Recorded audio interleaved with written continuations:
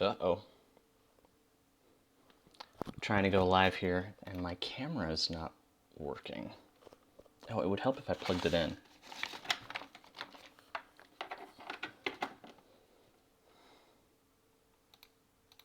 Let's see.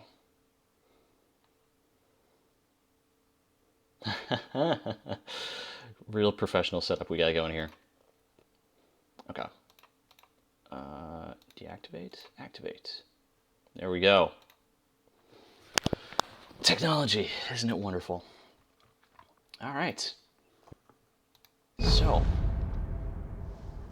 we are back today because it is Wednesday, playing some Alan Wake, because that's what you do on a Wednesday.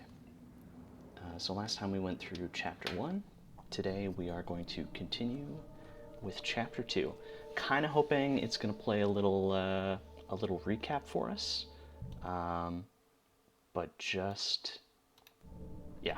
Otherwise, I will do my best to to see what I can remember. We're heading up a mountain to meet someone who has kidnapped our wife, or claims to have kidnapped our wife. All right, let's do this. I guess Steam Cloud it is.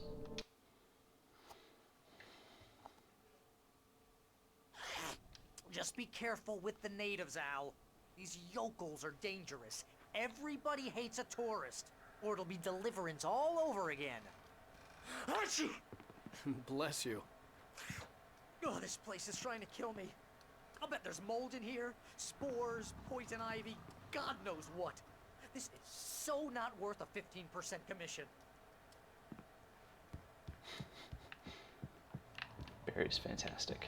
You want to know where you can shove that flashlight? You gonna tell me?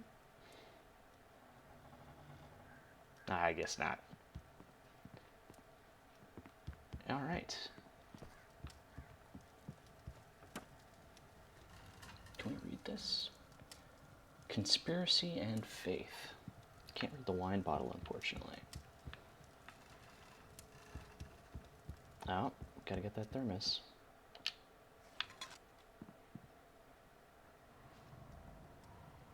Oh, batteries.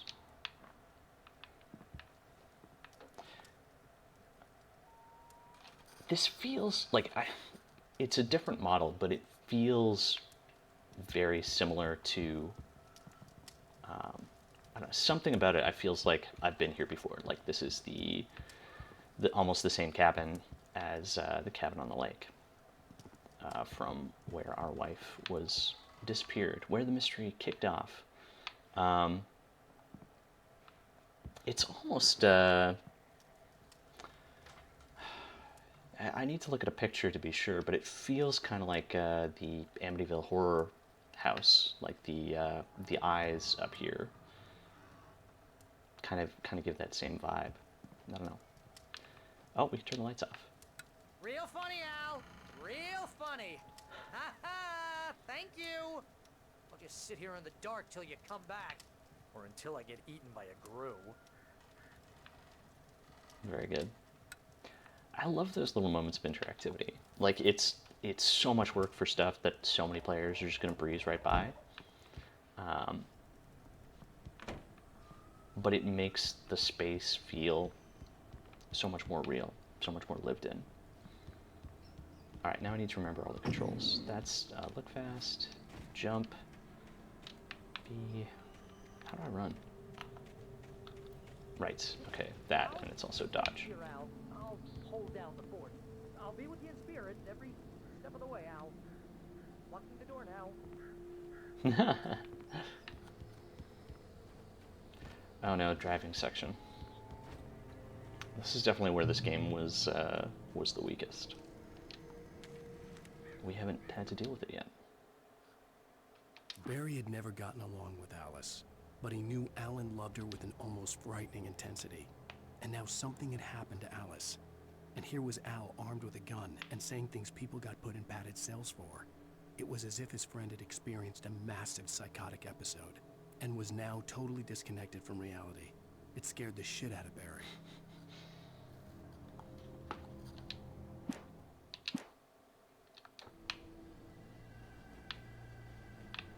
I mean, fair. Totally fair.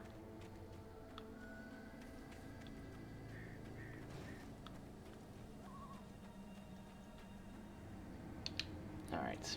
Barry had the keys to the car he rented. Wasn't a long walk to the visitor center, and it wouldn't be any use to me in the forest. Alright, not a driving I section. knew I should have gone to the cops. This wasn't the smartest thing I'd ever done, but I was still angry with Barry for trying to talk me out of it. These people had called me right in the sheriff's station. The cops wouldn't scare them, and they had Alice.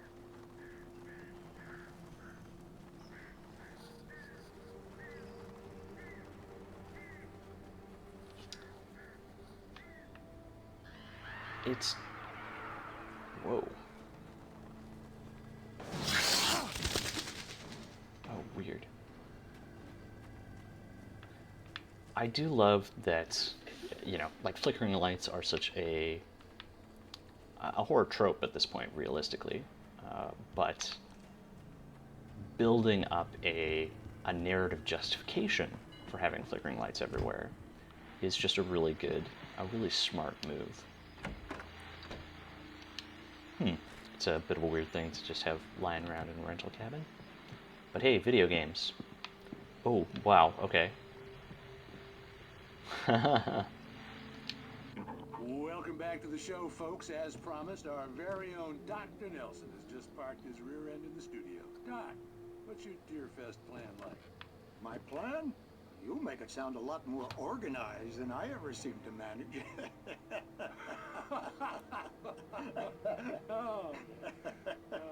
No plan, really. Just taking the atmosphere. I'm getting a little too rickety to do much more than that, you know. Oh, tell me about it. No sack race for us older gentlemen, huh? Yes, exactly, Pat. But I'm going to check out the parade, of course. And I'll be one of the pie contest judges, too. Well, that takes a different kind of constitution. Oh, yeah. It's my kind of exercise. Now, Doc, seriously, you're in pretty good shape, though. You're the outdoors type. I know for a fact you're an avid fisherman. That's right. Matter of fact, just caught a heck of a largemouth bass early this morning.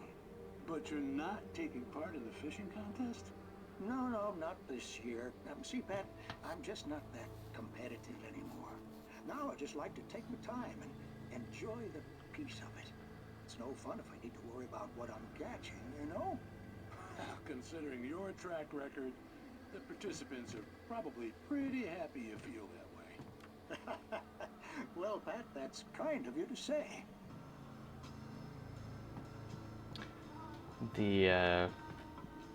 Oh, you can turn the lights on, obviously. The creaking, the ambient creaking of the cabin is very good. Also, I don't know if anyone caught it, but one of the, I don't know what to call them, the shadow people walked by the windows while we were waiting in the cabin, which is, yeah. And now nowhere to be found. Like, I was kind of expecting the more traditional video game thing was like, oh, that cues you that that they're going to jump you. They're going to attack you when you come out. But nope. Just there to give you a bit of a scare. What the heck? What the heck was that? That's very good. That startled me.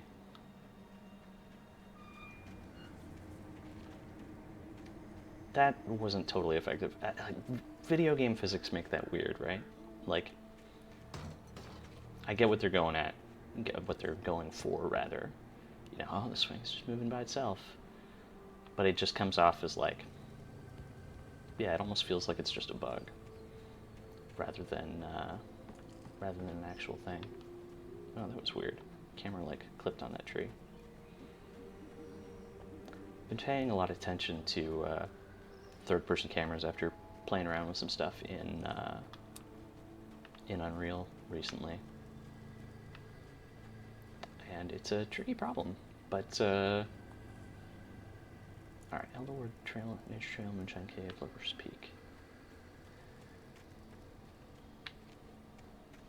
Yeah, third-person cameras. I don't know. I don't.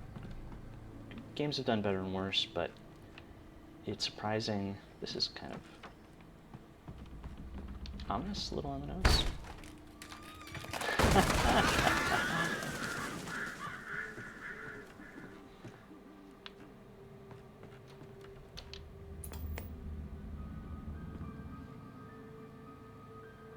Crime and punishment.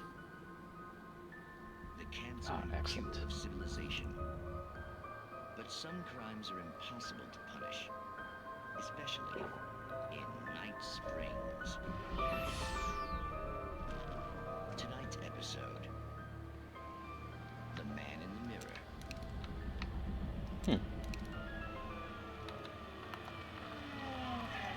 There we go. He's inside, Agent. He's a weird one. So, you're confessing to killing that guy, huh? Why? Had it coming? Yeah, but why would you do that? I mean, you're a nice guy. Normal. Took your kid to a soccer game. So how come at the game, you pick a guy and, quoting from the arresting officer's report here, assault the victim's head area repeatedly with the weapon of choice being a pair of bare fists? Wow, that sentence really flows, huh? Maybe you're not the literary type. Okay, so you mess him up. But why? Who was that guy? We couldn't ID him. Why would a guy like you do him like that? I didn't like his face. You must have hated it, because you really went to town there. I mean, there's no way to tell what he looked like. No ID on him either. That must be difficult. But then we ran the fingerprints. Got a match. Your prints. Identical. Huh, how about that? Your son said you were wearing a white shirt when you took him to the game. But the white shirt is on the dead guy. It's plenty red now. You won't get away with this. Do you really think that's in any way relevant to me? I had plenty of time to talk to my boy before the cops arrived, you know? He won't stop screaming, am I right? You think he's ever gonna be okay? I left my mark. Believe me. You bastard. What? You gonna shoot me? What's the point? I'm going to prison. You got me. I don't understand any of this. And you never will. Don't worry. Maybe you'll see me again, Agent. Maybe in the mirror.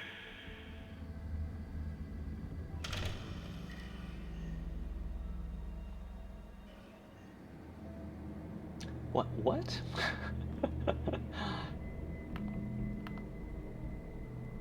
I feel like I missed something in that.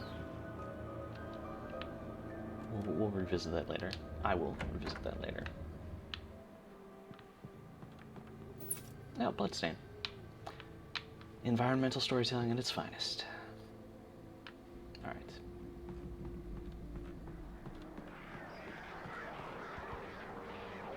These crows definitely.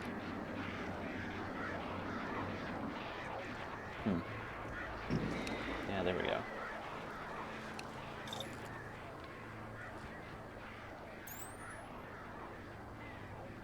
I'm just gonna adjust the audio capture volume a tiny bit here, because it looks like it's a little low. Oh, wrong one.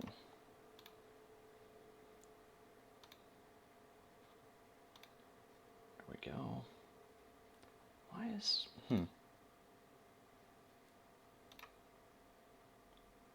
filters, gain.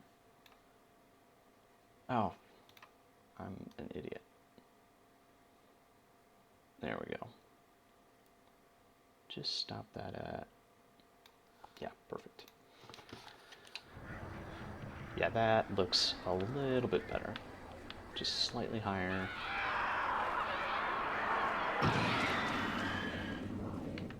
All right.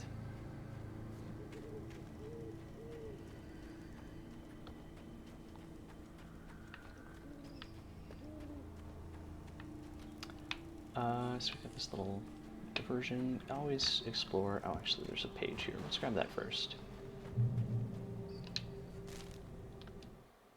The air in the visitor center was heavy with an awful smell, as if some rotten drowned thing had crawled up from its grave. Rusty kept coughing blood. My eyes were drawn to the twisted shape of his broken leg. The attack had been vicious.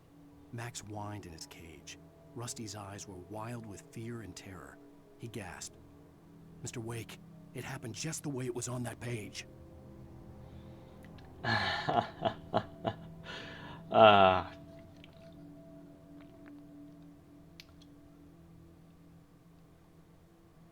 It's very good.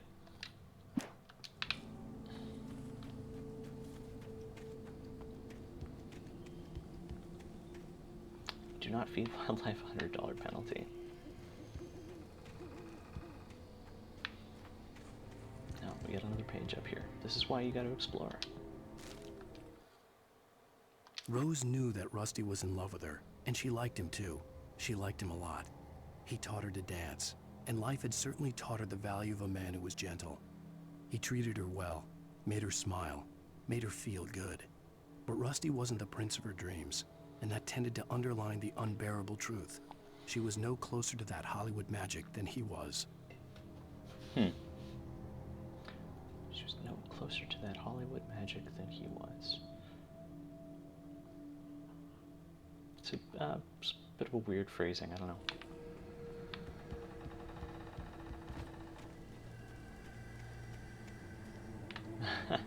Wait, can we actually just fall off? Yeah, we can. Are we gonna take damage here? A little bit.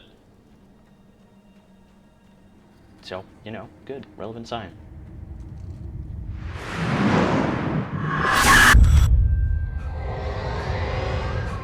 The vision left me weak. This was no head injury.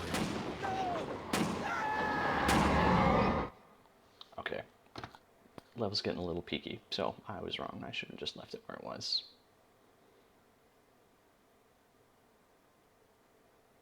Feel free. Please correct me if I'm wrong on this. Rusty, hang on! I'm coming! Please, help me!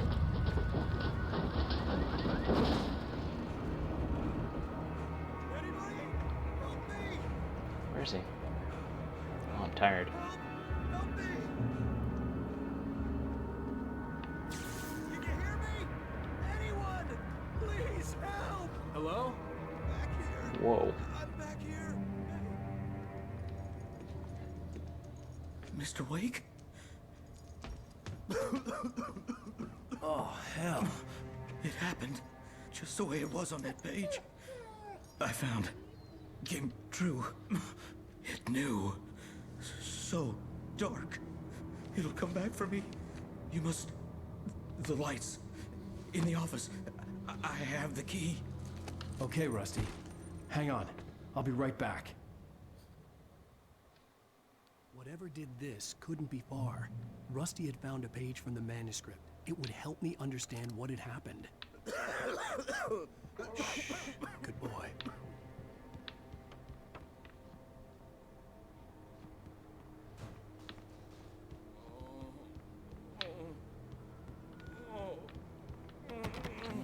Presence.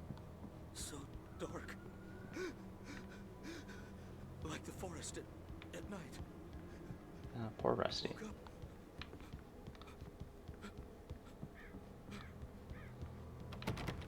It'll be back. I know it will. It hasn't finished with me yet. I'm wondering how much that... The only way to make sure that Rusty was safe was to get the power running and the lights back on. Oh, there it is. I was just saying, I wonder how much that... Excuse me. How much that, that one sound, that locked door sound, is like the same sound across The visitor center was different sturdy, games. but the impact turned the front of the building into splinters. Rusty was thrown across the lobby like a rag doll and hit the far wall hard. It didn't hurt until he tried to move and saw his leg bend the wrong way, felt the broken ribs stabbing him on the inside. Rusty howled in pain and fear, suddenly afraid to die alone.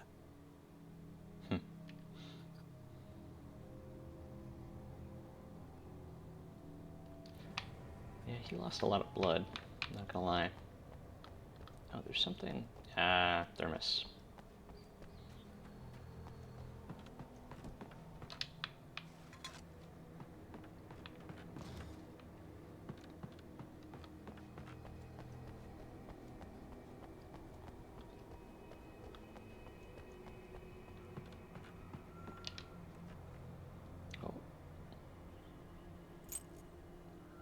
was a weird animation.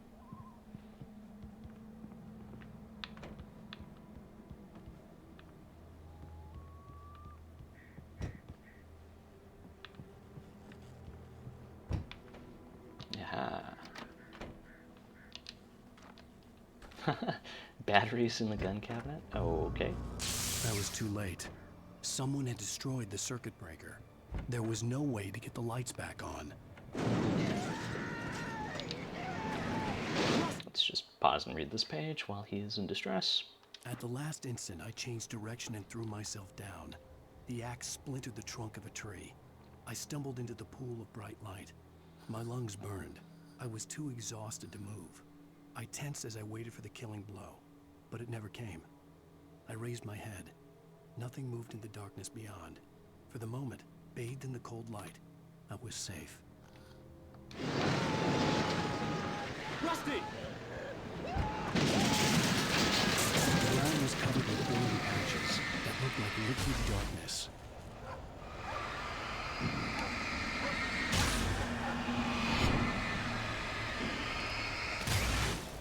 If there's any reason to get rid of this stuff.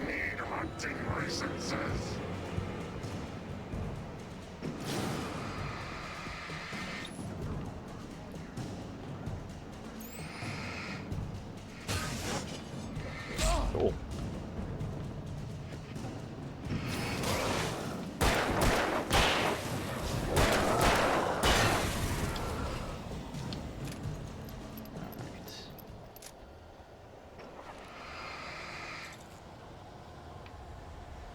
Just feels like getting rid of this stuff is the thing to do.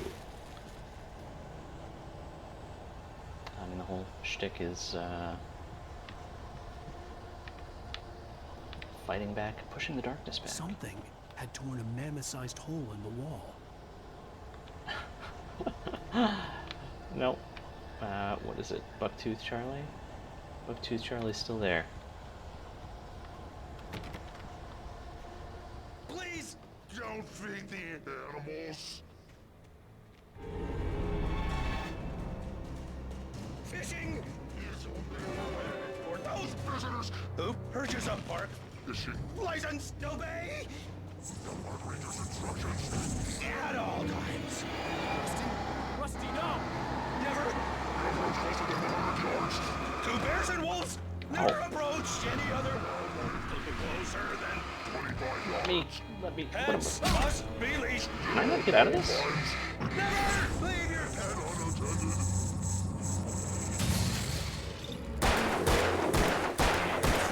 It's against the law to remove any natural objects.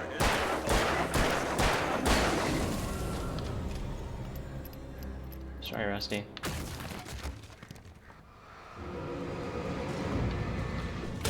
Oh, what the?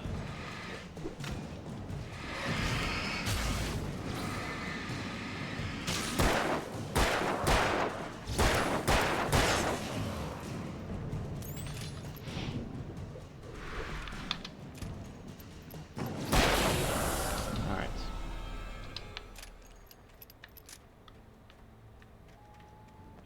I think there's, yeah. Oh, okay. Wait, is that seriously the max? Oh, we can just keep... Oh, weird. I'm surprised it doesn't just fill you up immediately. You have to click multiple times to get max ammo.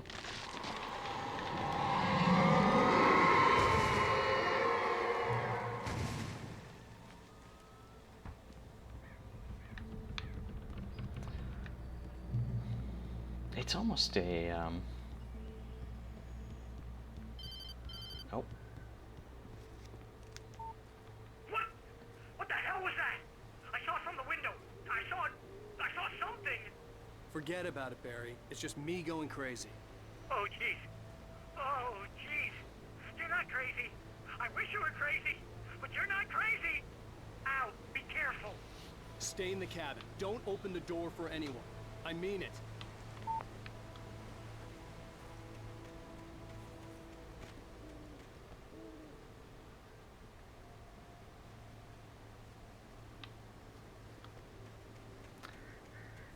I'm trying to think if they had done something similar to this, like the trees falling down in the forest. Because it's like, I feel like Jurassic Park or Jurassic World has done it more recently, but I can't think of anything off the top of my head prior to that. I don't think it was originated here, but I don't think it was as tropey then as it is now. In that last instant of consciousness, Rusty thought about Rose. He was older than she was. Rose was barely out of her teens, but she made him feel young and forget what a train wreck his long-dead marriage had been.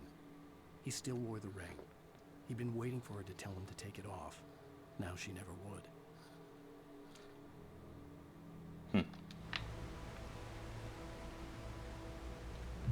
So I would probably go down that way.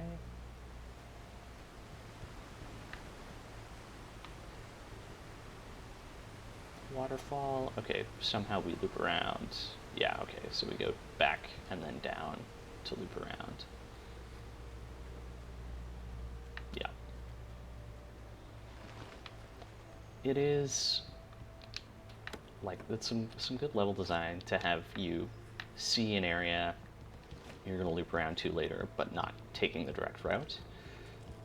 It also helps, like, contribute to the sense of scale, because this is, you know, it takes a long time to travel a relatively short distance.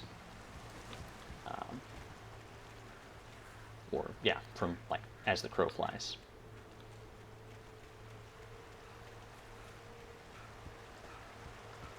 I mean, Dark Souls, I guess, is the ultimate example of that, maybe. At the far end of the nature trail. With the following the glowy paint. But yeah, with its like entirely vertical level design.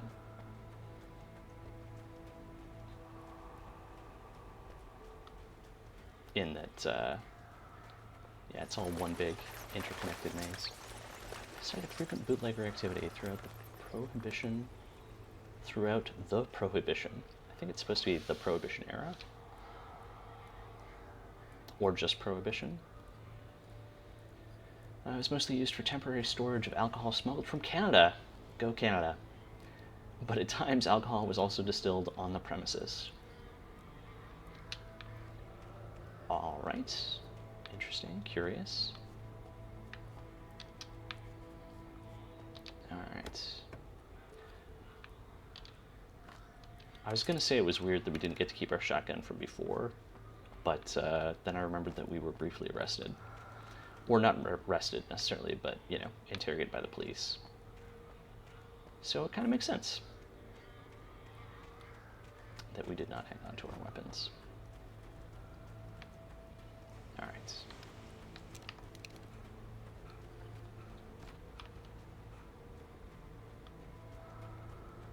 I feel like we've missed a thermos here, but I'm not going to sweat it. Not in the cave necessarily, but somewhere in this little area.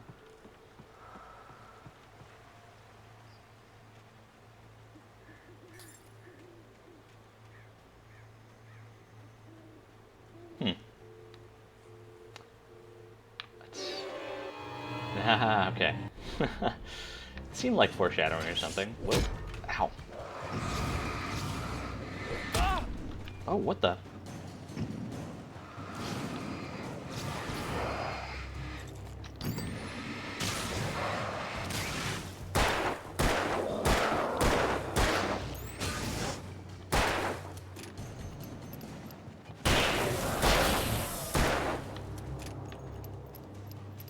Oh. I don't know if I've ever noticed that we load bullets one by one into this revolver.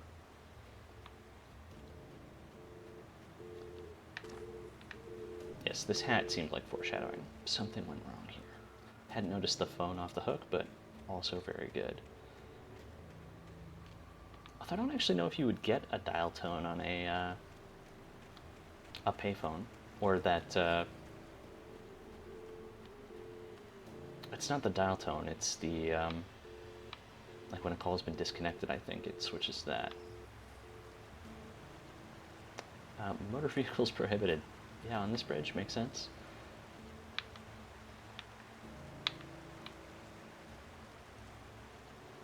that font feels off to me. I wonder how much on-the-ground research Remedy did for this. It's a fairly normal, that's something I would love to do, is for a game just have the opportunity to go somewhere and take a bunch of photos, basically be a paid tourist for reference photographs. Yeah.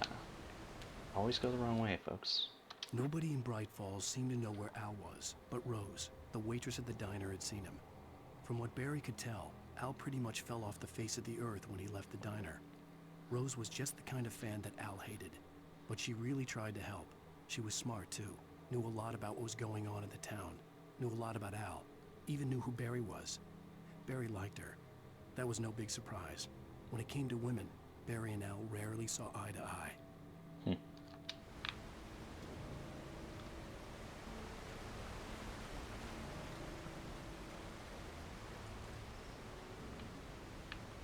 Cafe, souvenir shop. What's this old wreck here?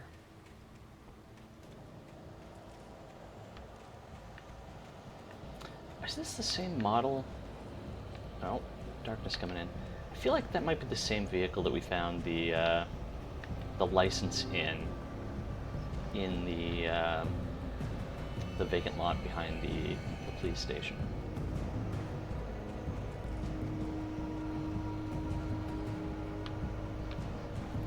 What's up here?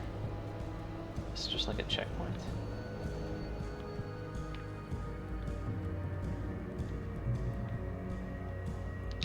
Okay.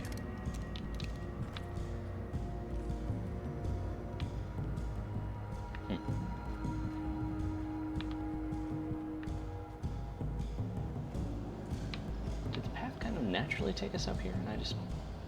Yeah, okay, I guess it does. It kind of loops around here. But we can also just skip that entirely.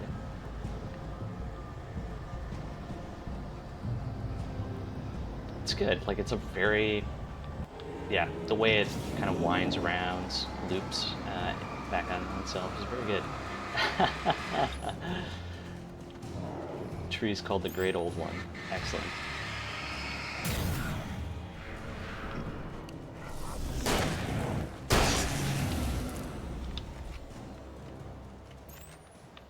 Yeah, I like how... Oh, I see you there.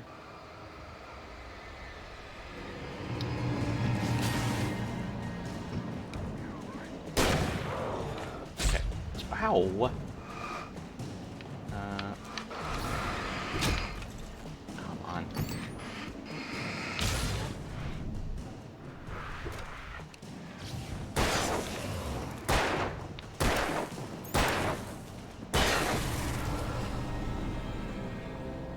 Yeah, so if you watch the ammo counter on the upper right, loading the bullets one at a time is a very nice touch.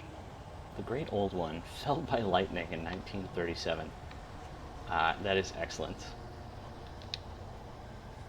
This exceptionally tall Rocky Mountain Douglas fir, I'm not going to try and read that, was over 200 years old.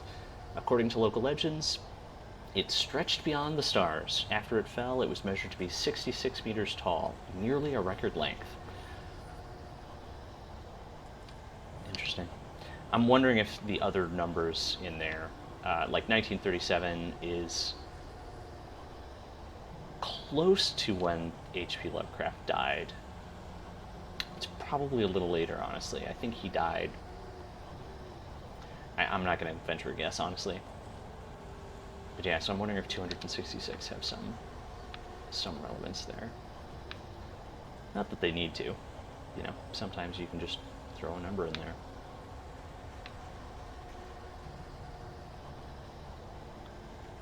Alright.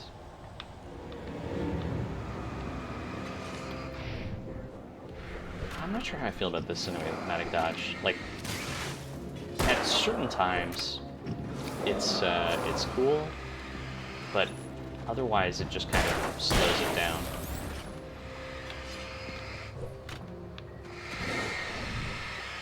Like, was that really necessary?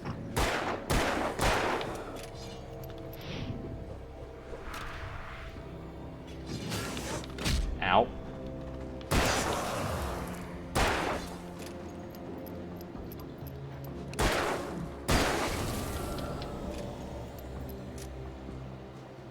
Alright.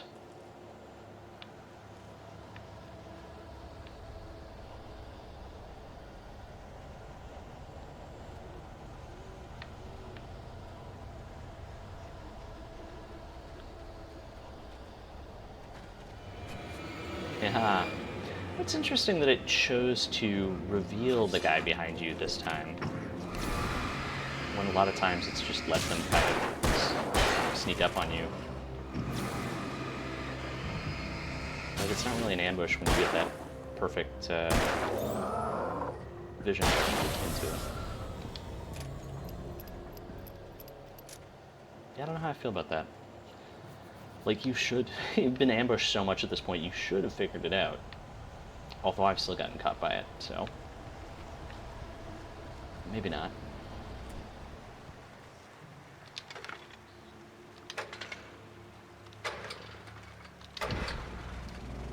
It's interesting that you don't actually get the checkpoint unless the light is on. So you kind of have to go through that minigame.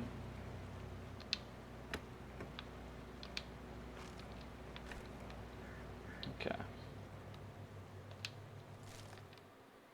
I turned the corner, afraid of what the flashlight's beam might reveal.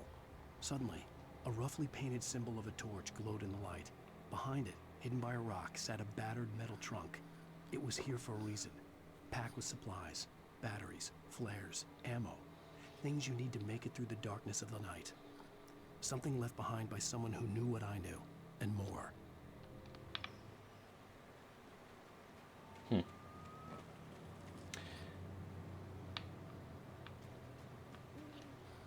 It's a curious detail, considering there was another payphone that was fine. Like, yeah, I don't know.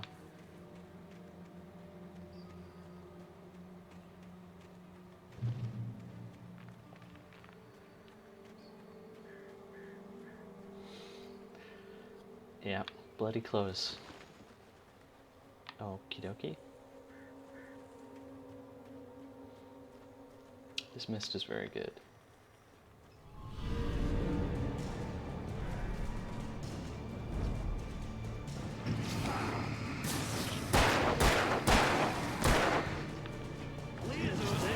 Oh!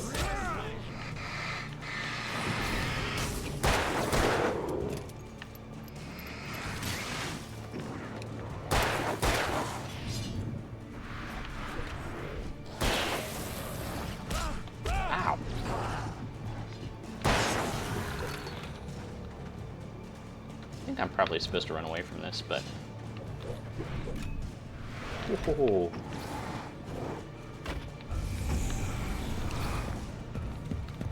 Oh. Ow. Yep. Well. Now we're in a, whatchamacallit? A Prince of Persia style. No, wait, that's not what happened. Oh, I missed that guy last time. Just kind of sneaking around there.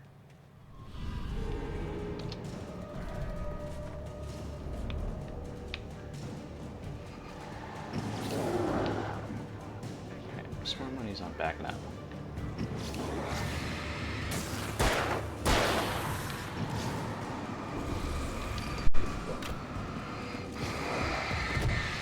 Oh, I dodged that.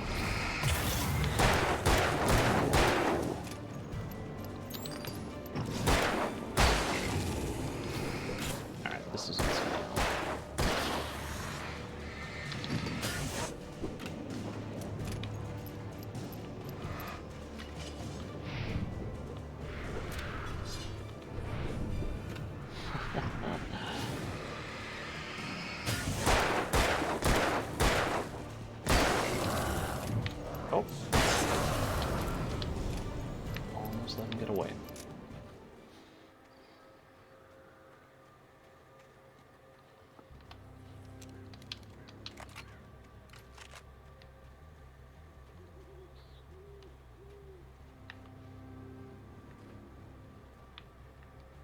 Alright, so we got some stuff. Looks like there might be something back there. For safety, stay on designated hiking trail. Okay, nope, nothing back here. Maybe... No, this looks like it's just a little dead end. Or is it?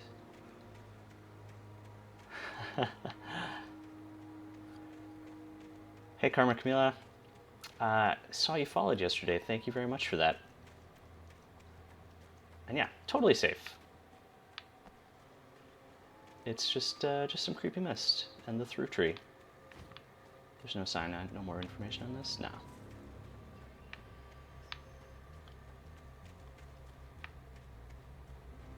Is this actually blocked off? It is actually blocked off. I guess I can jump over this, but I kind of want to see what it is the other way. Yeah, there have been a couple other signs that have had more information, like this thing might.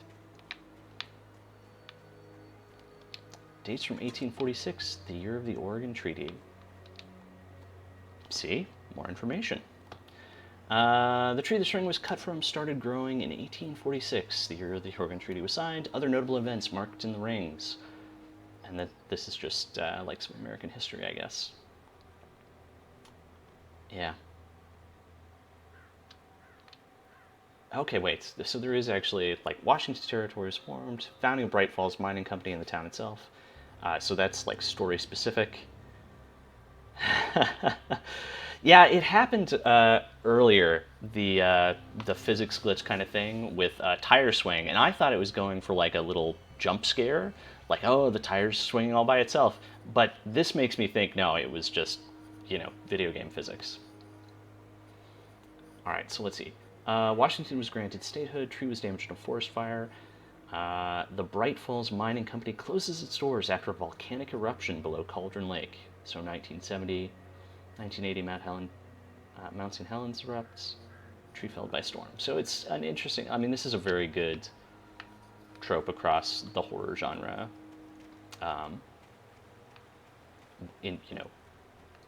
Incorporating real history and real things into the narrative of the story to lend it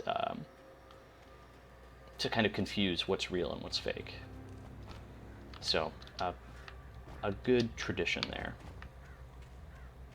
It's so weird that it's like this massive barricade and then you just walk over the fence. I'm not sure what the point of that is. Agent Nightingale didn't want to be in Bright Falls. These little communities revolted him, and he didn't like the trees or the coffee. He now knew that impossible horrors lurked behind the storefronts and smiles. He desperately wanted to turn the car around and just drive until he passed out or ran out of road and booze. But he had a job to do. He had a rider to catch, at any cost. Yes. Good point. Can't go back. Back in the days of, I wonder if this is, like, it loaded in a separate part of the level. You know, not relevant on modern hardware. I do love the contrast in that page we just heard, like, clearly designed to contrast between Agent Cooper of Twin Peaks, the call out to him hating the coffee specifically.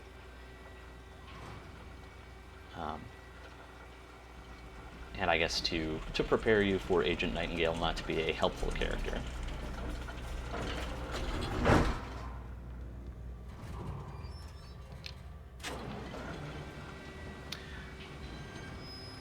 Okay, I'm back to confused about not being able to go back again.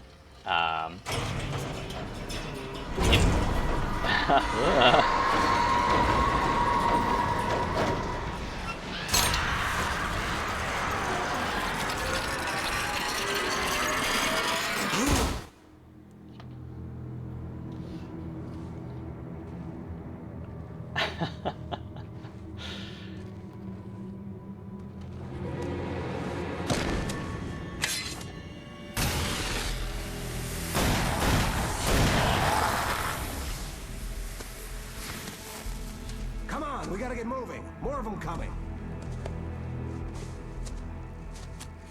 That flashlight's kid stuff. The flares will keep the bastards away.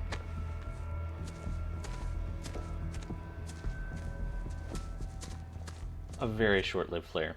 I mean, that's foreshadowing to how they work in the game, though, right? Hell, of course I see him. Come on, we gotta move. Why? Because that's the way the story goes. Yeah, but Let's move. I lost my gun back there. Oh, I've got a gun. Just keep that light steady on him.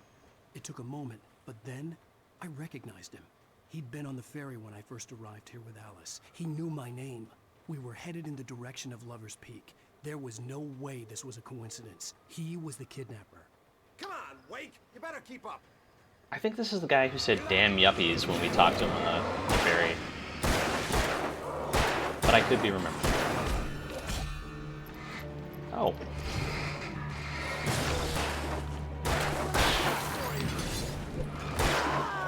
Alright.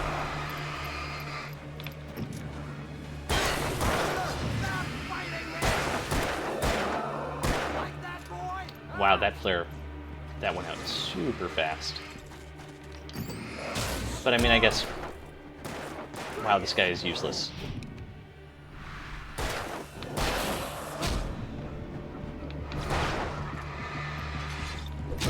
Oh.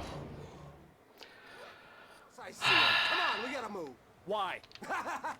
Because that's the way the story goes. Yeah, but let's move. It is the opposite of an I lost escort my mission, gun back there. and it's kind of equally annoying. Just keep that light steady on We'll see.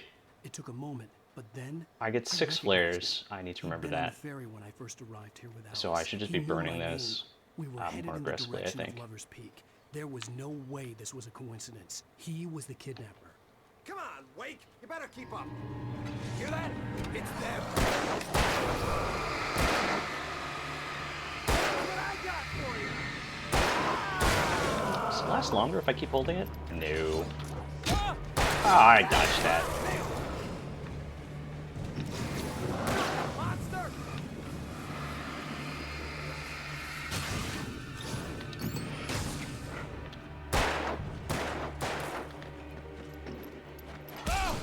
Oh.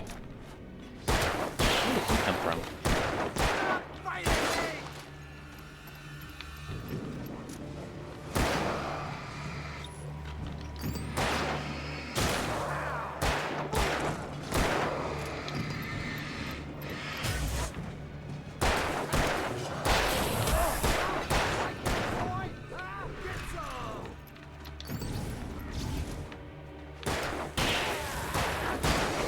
Okay. Lover's Peak. Right up these stairs, Wake. Use the flares from the emergency box to hold them off while I get these boards off. Give me the gun. Yeah, no can do, Wake. Are you kidding? Give me the gun. No time for back talk. Hold them off, damn it.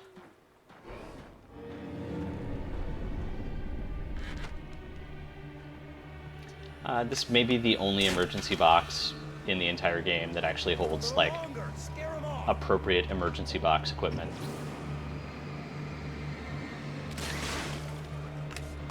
Get some light on those bastards. That'll keep them off us.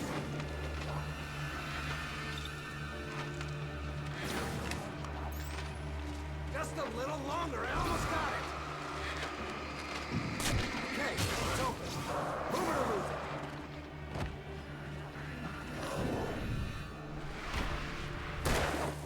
Got you, boy.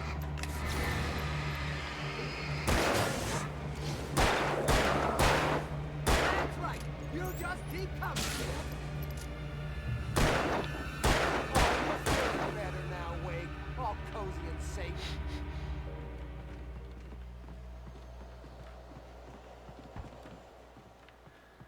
Better get ready. They'll be on us soon.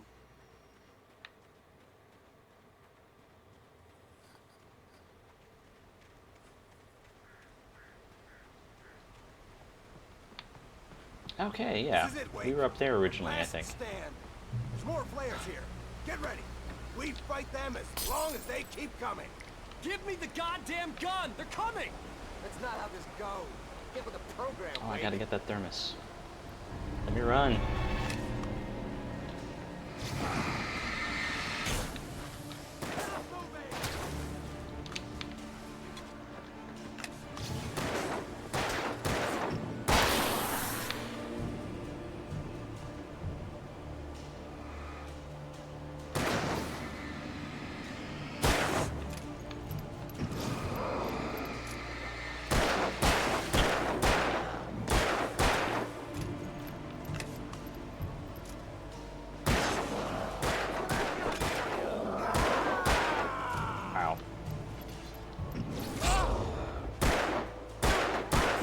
Are you serious? Come on. That was ridiculous.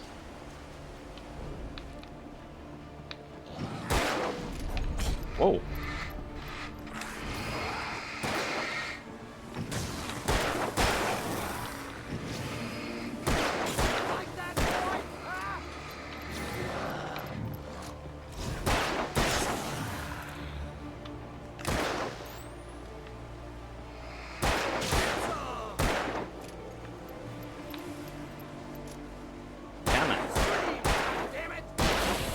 All right. Piece of cake, Wake.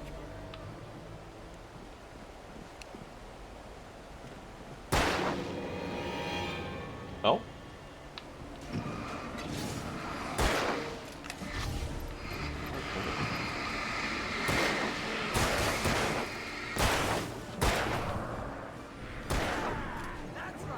This is kind of interesting as how. Like, I understand the desire to keep the gameplay fresh, but I don't know how to dodge those charge attacks. But I wish this guy could hit the broadside of a barn.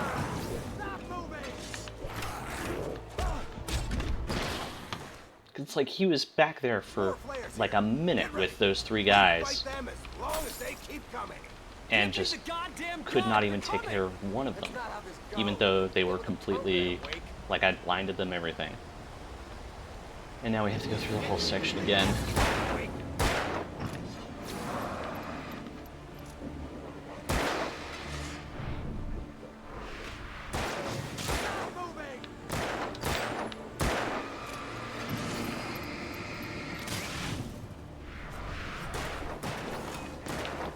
Oh, thank you.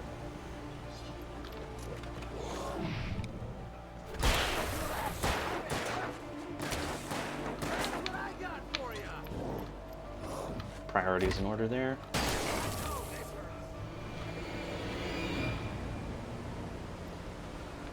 Okay.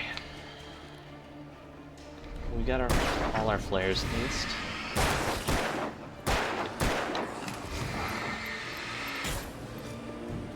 Should make this a bit easier.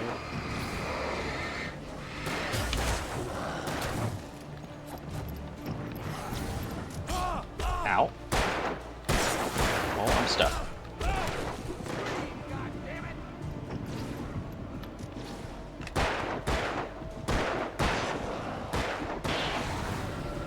Piece of cake, Wake.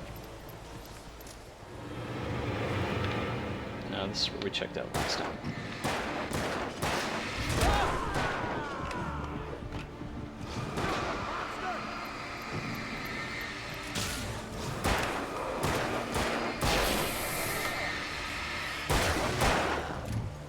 Okay. Ow! What the?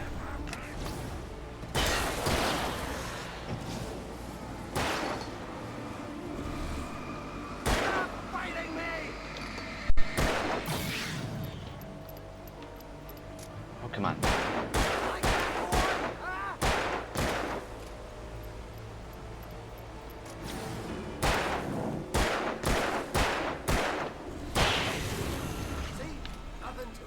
It's like a 30-40% hit rate. Let's cut the act now. Where's my wife? I knew you were gonna say that. I read it all before. You're a hell of a writer. Congratulations. You're gonna bring about something glorious and terrible once we get you some proper editorial control. What the hell are you talking about? Where's Alice? I want the entire manuscript, or she's gonna suffer bad. You touch her mouth.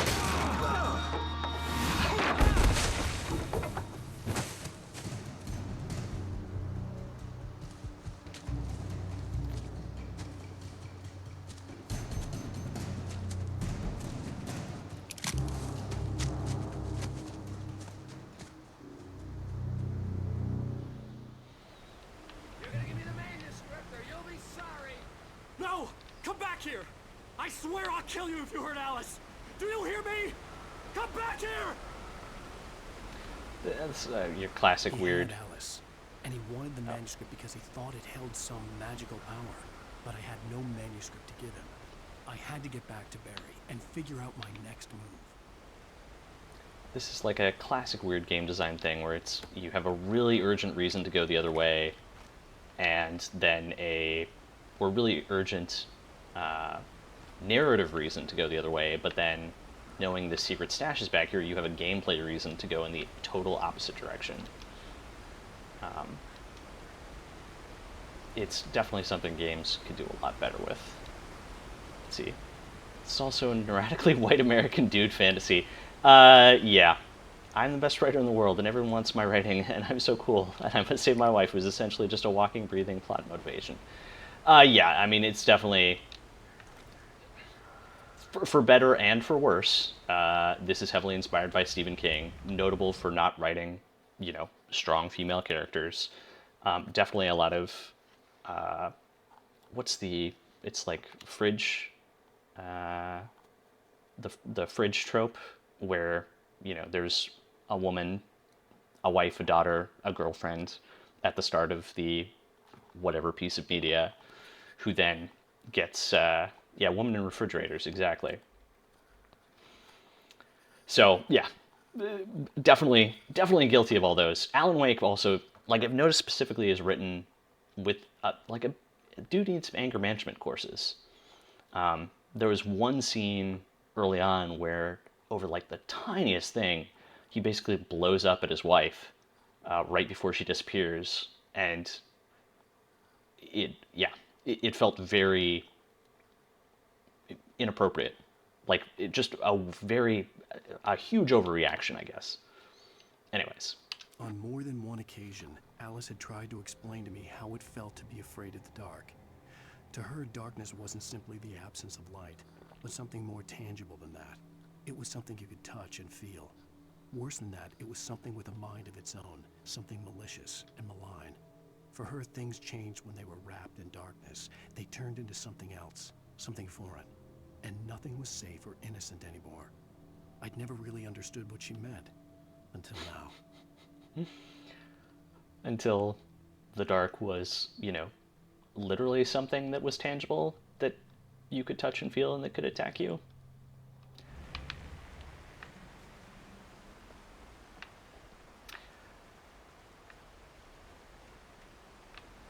Okay, wait. Yeah, this is the way I need to go. So we need to go across here.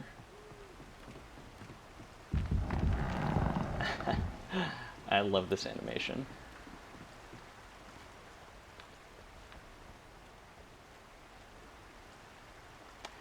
Yes, this was not at all what she meant. But, you know, this literally had to happen for him to be like, to be able to empathize at all with her. Which I guess is a big thing about this. Like, this is the thing I'm going to be paying attention to for the rest of this game, is like, what are there situations where Wake, you know, empathizes with other characters in any way? Because it does feel like the game is very, like, Alan Wake is very self-absorbed. He is not thinking about other people. Up to and I think including his wife. Like, I don't think he's been angry about his wife being missing, but I can't think of a situation where he has been, like, sad or been like, oh my god, what could be happening to her? Like, there's no... It's all about him. Yeah, I could be missing something, I could be forgetting something from the first day. There could also be something later in the game that I have no recollection of. But yeah, definitely something I'm going to be paying attention to.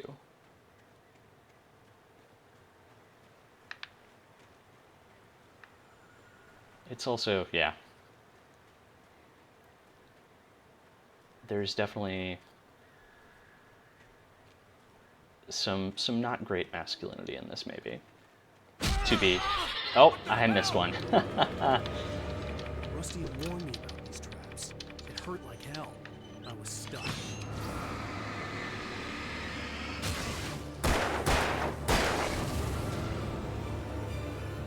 There's giant glowy bits on them.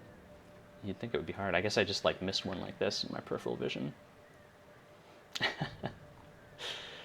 Hey, he wrote a bear trap open. That's pretty powerful. Why he wrote himself stepping into the bear trap, we'll never know.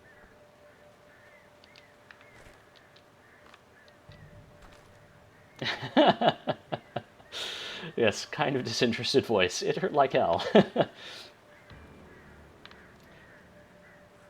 Yeah. I mean,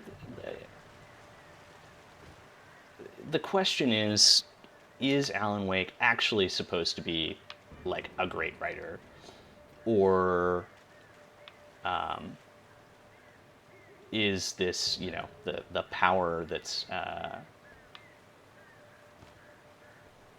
you know, giving him the, you know, influencing him in the situation, the darkness, is, oh wow, just tried to throw me off that cliff when I press B. Does it just pick up on like any middling creative? Anyways. Sarah didn't care about the legal threats Wake's agent had made. She let Wake go without argument, because there was something about him she couldn't quite put her finger on, something that reminded her of her father. She didn't think Wake would hurt his wife. Then she thought about the way he waded into Hartman, that hair-trigger rage flaring up without warning. Okay, so there is an awareness that Wake has an anger management problem in the script, the writing. But yeah, one of the risks of creating any type of fiction where you're supposed to have an expert, whether that be like a great writer, or a great musician, or, you know, whatever, is you need, to a certain extent, I guess you don't need that expertise to be able to pull it off convincingly, but it's certainly a challenge.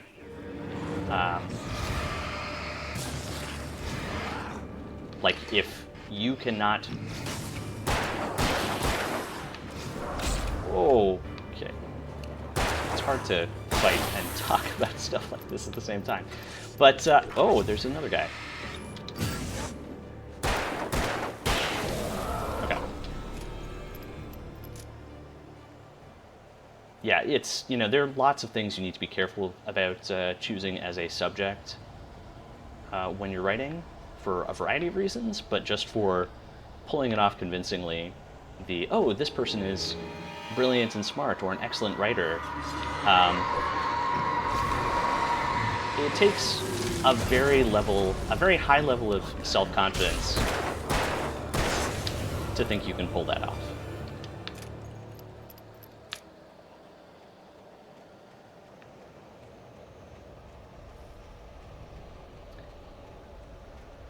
And this game, I don't think it's, you know, he's not, Alan Wake is not a literary writer, right? Like, he's a crime writer. He writes popular crime novels. So I think it's allowable. I don't know. There's actually Alex Garland, who wrote and directed Ex Machina, which I think was, did he like win an Oscar for that? I know it was like nominated for a bunch of awards and stuff. Super talented screenwriter, but he actually wrote a couple of video games, and when doing that kind of remarked on how much of a challenge it was to switch mediums. And even though, you know, a very accomplished novelist and screenwriter, he, I think, had a hard time with it. About figuring out how to write for a game, and, you know, handling that intersection of narrative and mechanics and all that stuff. And this certainly has a bit of that, where like the manuscript pages do not read like a manuscript.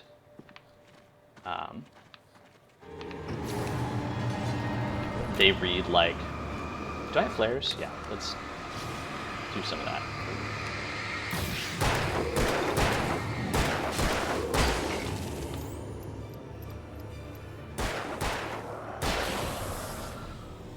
So yeah, it is kind of unfortunate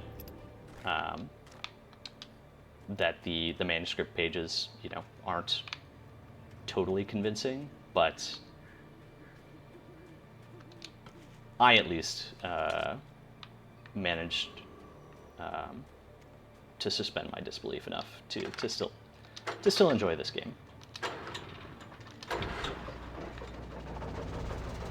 And I mean, like, I take it the Night Springs, like the in-universe television series, it obviously does not take itself totally seriously, and so I think that is, you know, not necessarily to that extent throughout the rest of it, but I think that is,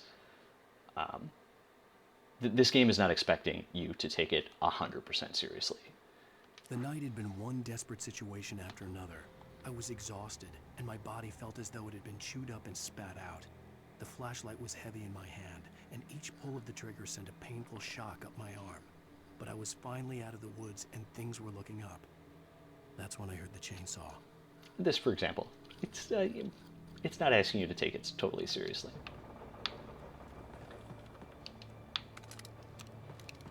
And while, yeah, you know, Alan Wake could probably do with emoting a little bit more in certain situations, I do think the flat delivery mostly works in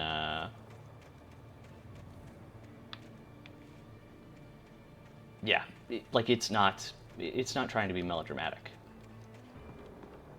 and I don't think it would work as well if it was. Like, then it would feel like it was too self-serious, probably. Maybe? I don't know. I need to think about this some more. I had heard the plane fall. It made no sense. It was clear that it had just fallen here, but it was very old and obviously hadn't flown in decades. Looking at it sent a shiver down my spine.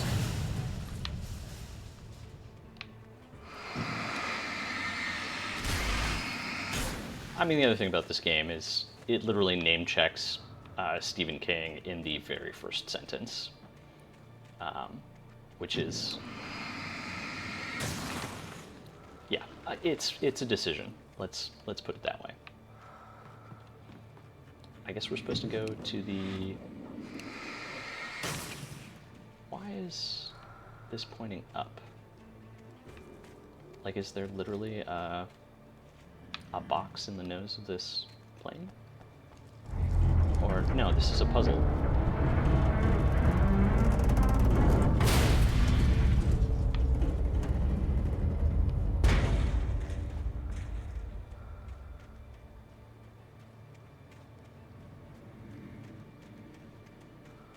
Yeah, I'm not sure.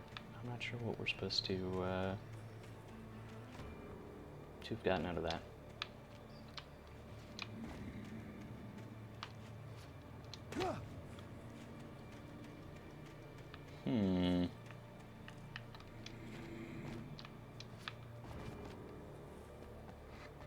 There should be a little cache somewhere around here. I don't know how much I care to actually find it. We'll give this a run. A little run around. But yeah, I don't see anything else.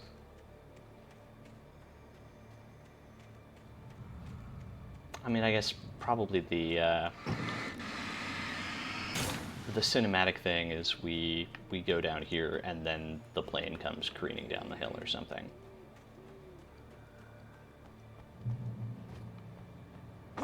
Maybe not. Oh well.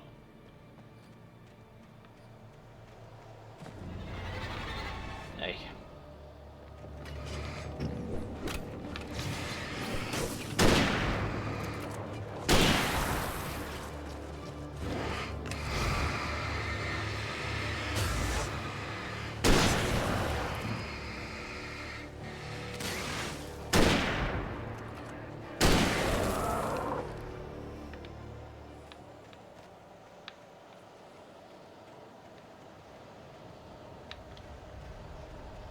Start this generator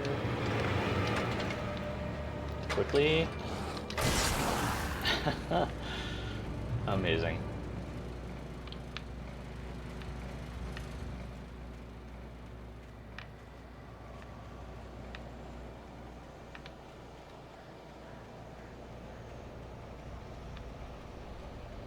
I guess I should actually grab this stuff. Alright. Is this like a... Oh, that's right. The mill we're heading to. Oh, thermos.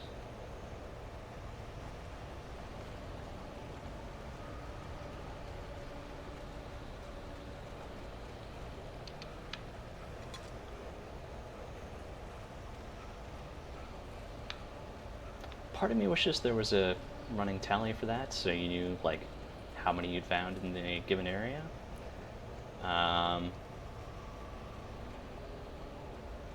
But also, I'm glad that I don't have to obsess about it.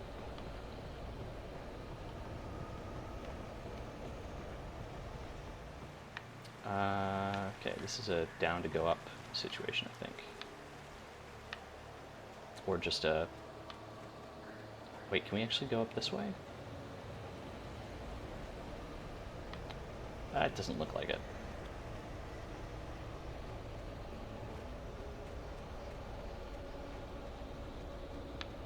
God, am I missing something obvious?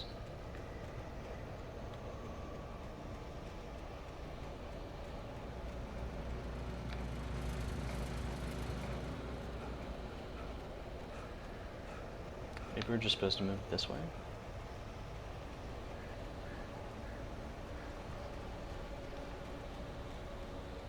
I guess that could just be like a path we took earlier.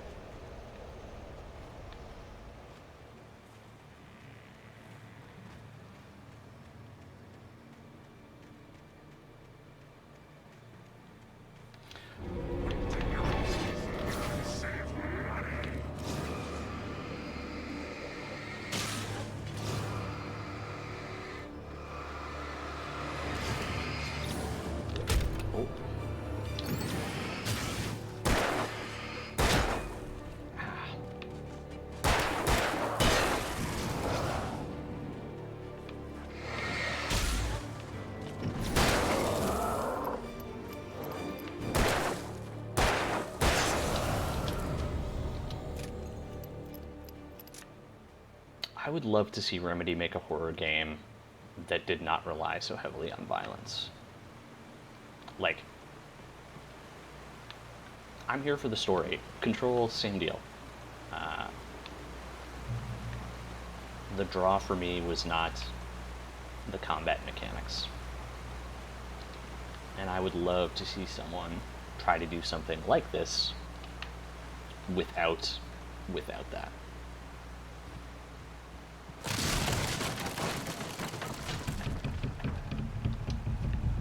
Oh, I guess that jump wasn't strictly necessary.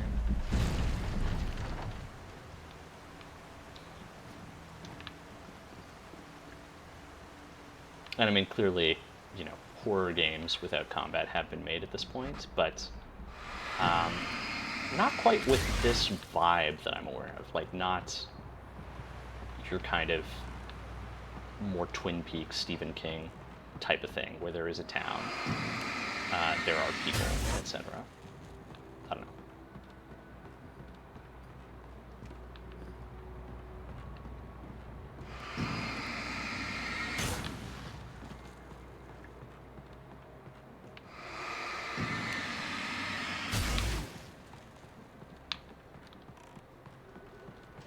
Not sure if there's any reason to actually destroy that stuff or not.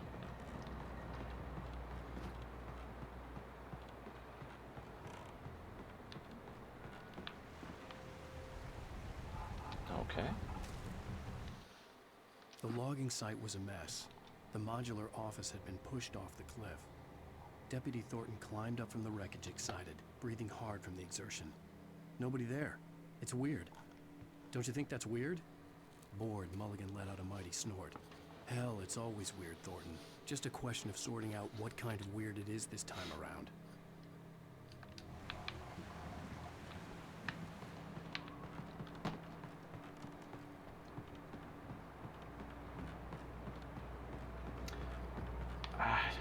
it's interesting.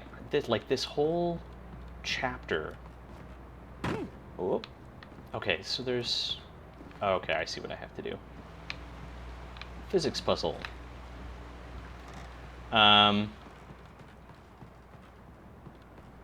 This whole chapter feels like ancillary to what we're actually doing.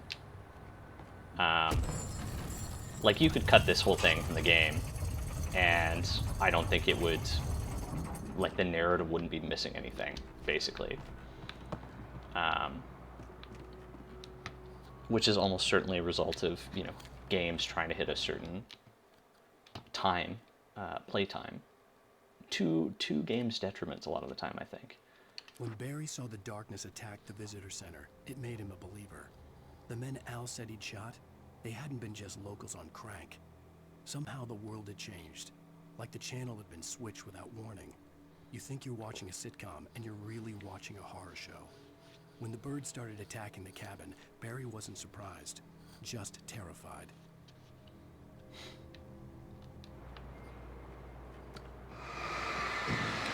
Okay, this stuff we have to destroy because we walk on it and take damage, I assume.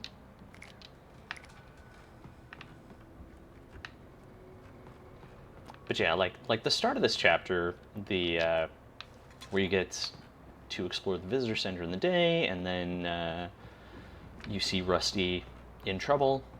I thought that part was good, but now it just kind of feels like, you know, we're just wandering around the woods. Which,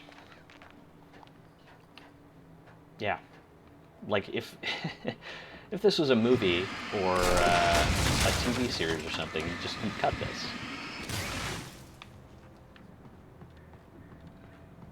It's just not as tight an experience. I don't know. Okay, oh, the darkness wears her face. Be aware of Widowmakers. What? Is a Widowmaker like a thing with logging?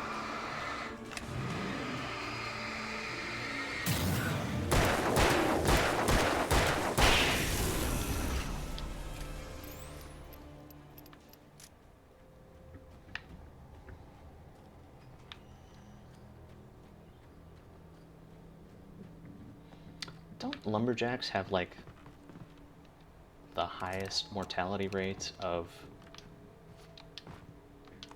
like any profession?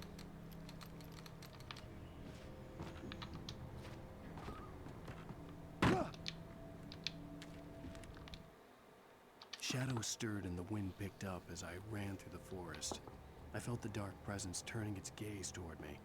Then the moonlight was blotted out by dark shadows that raced violently across the ground, moving too swiftly to be natural. Darkness gathered between the trees and melted again to reveal the Taken.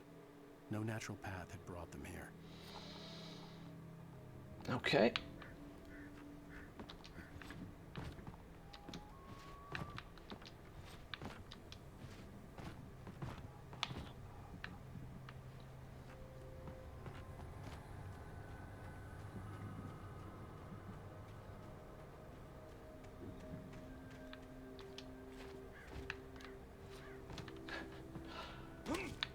Foiled by a knee-high trunk.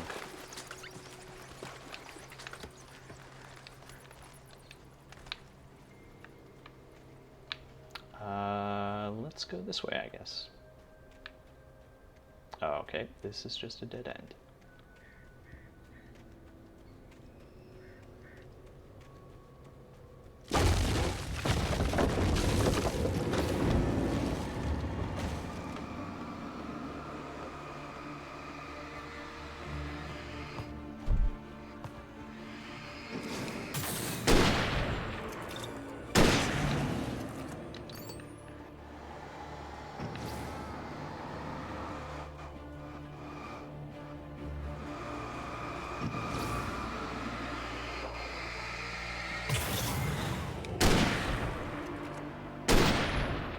Yeah. Yep.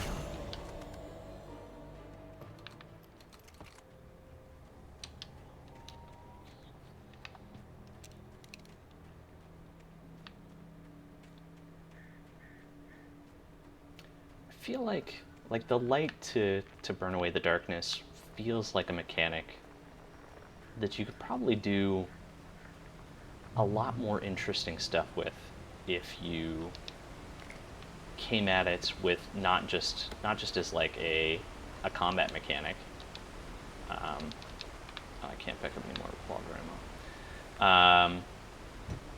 But like a puzzle solving mechanic, essentially, or some kind of like almost immersive sim something. This is a combat arena, right? Yeah.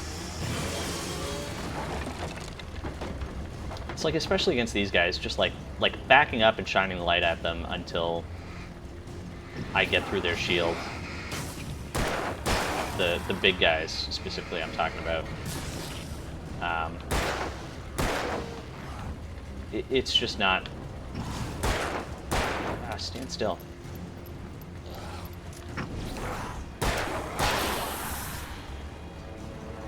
It's just taking time, right? It's just backing up and shining the light at them. And then we drop a flare.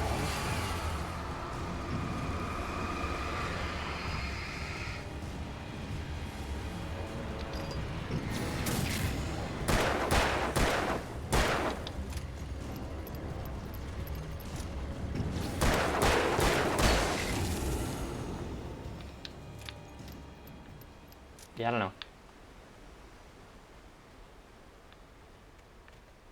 It's funny, like I was... This chapter is really, like, cooled me off on this game. And I think it picks up later once we stop just wandering around the woods. But the first chapter, I felt like was a lot better.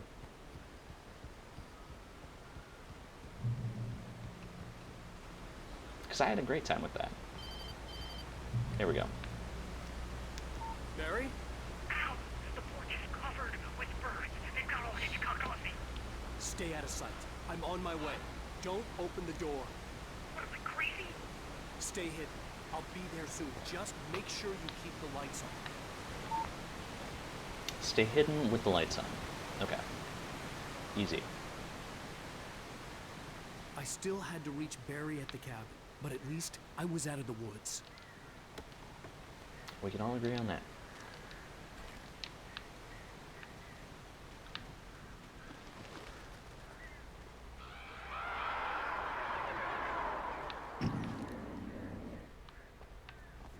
Okay, so we're definitely going there at some point, right? Up to the I'd have to get town. the car from the locked garage. It would get me back to Barry faster, and the headlights were a welcome bonus. Now we're at the driving section, which will definitely one of the weaker parts. The driving. The FBI agent's was not command great at froze this. me in place. I considered surrender. It was all falling apart anyway. I could give in, let someone else deal with it, but it felt all wrong. Call it instinct, his posture, the way he held the gun. He was no friend. Shots ringing in my ears, I leaped for the hole in the fence and stumbled into the darkness beyond.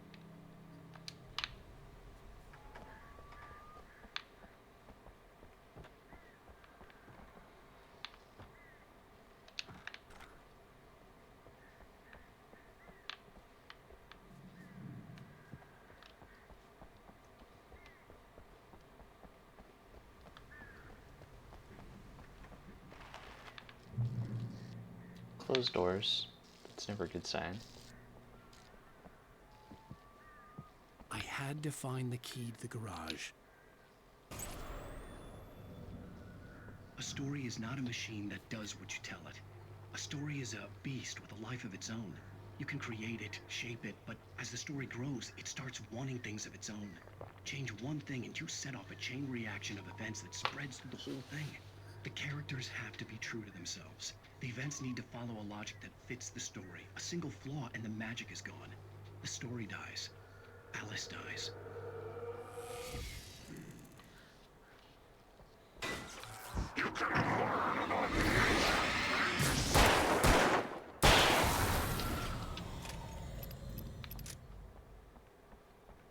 I think we called that.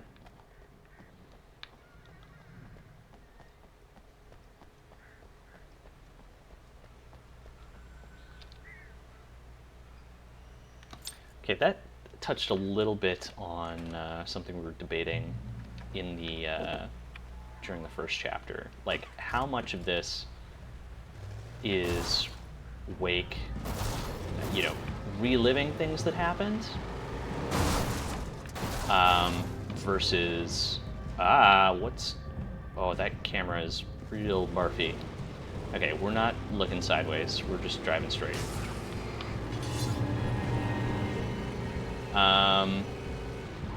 Okay, I lied because did I see something we could interact with there? I did not.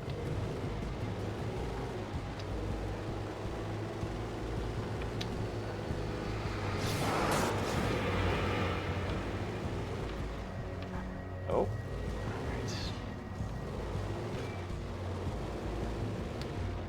But yeah, there's like a question about how much of this is Wake writing this story from whole cloth, how much of it is him, you know, retelling a story that has already been told. What are, you know, within the imagining of this this game, what are the rules? What are the rules the characters need to play by? Or specifically, what are the rules that Wake needs to play by when he is writing the pages? And that's, you know, what? Okay, I guess we get out here. Ooh, driving section's still unpleasant.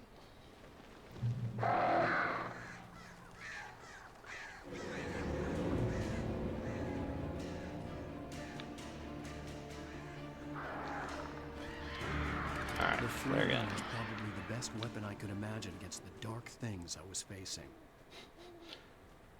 It's weird because we've already, like, he's already used the flare gun in the previous level, which is, it's so dramatic, which I do kind of love. Like, I was going to say it's not realistic, but, you know, this is a game about fighting sentient darkness, basically, which takes over an entire town, as being written by, you know, a writer whose words on the page come real. So realism, probably not the top priority. It was the kidnapper. You son of a bitch! Where's my wife? Enough horseplay, Wake. You deliver the manuscript, and you can have your woman back. Simple as that. I don't... Listen. Listen. I'm gonna need time to finish it. I still need to write the ending. I need a week. Not done? I need a week. 2 days. The old Bright Falls coal mine is nearby. You can find it easy, city boy. The main building, there at noon. You bring the manuscript, you'll get your wife. If not, well, get me. Yes, I get you. Okay, there was a little concern in his voice there, which is nice. Like right at the end, just so like, okay, I'm taking you seriously. I'm not just being an angry man. Yeah. Barry had talked about birds over the phone. That's it? I was expecting there to be more to that. It's just like, he talked about birds, and yep, birds. Ow!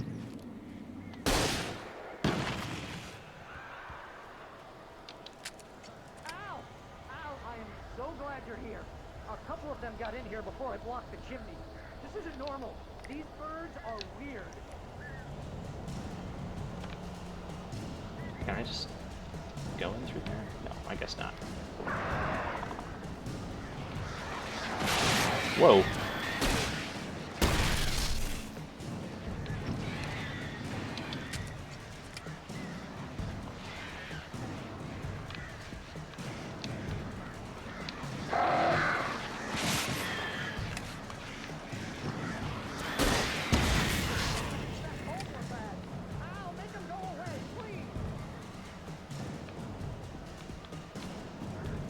Was that not all of them?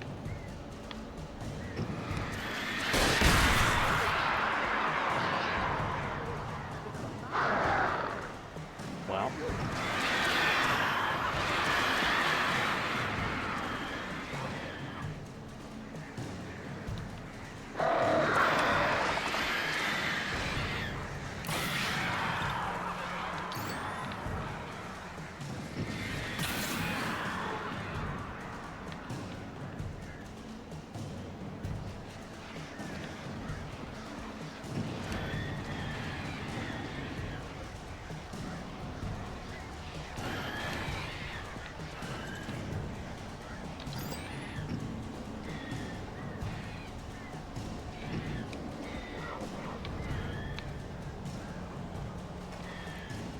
Getting the target on these is a little finicky.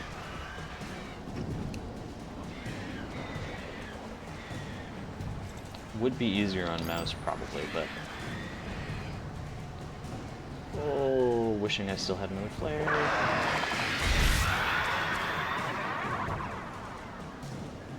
Or flare gun, flare, I should be specific.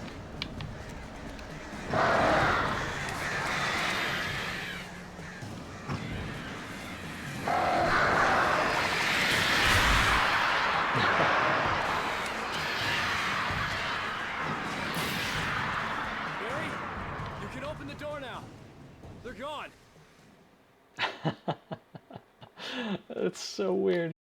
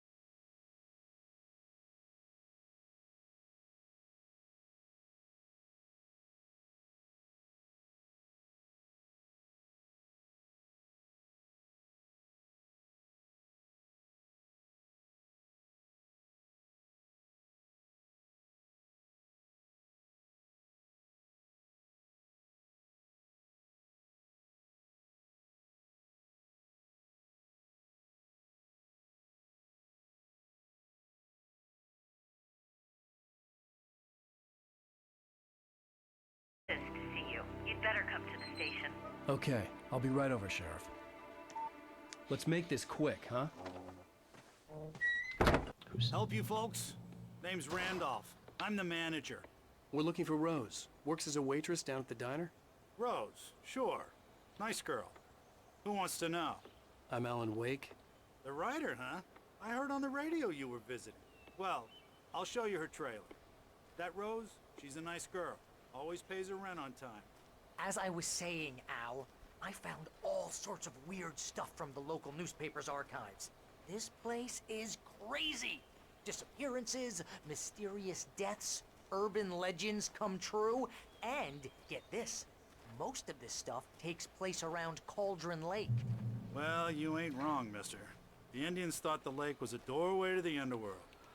I'm the God-fearing type myself. I don't hold with that sort of thing. Yeah, okay. Anyway, there was an island there owned by a guy called Thomas Zane. Now, some of the articles I found about him make him out to be a famous writer, but I ran a bunch of searches, couldn't find a single thing he wrote.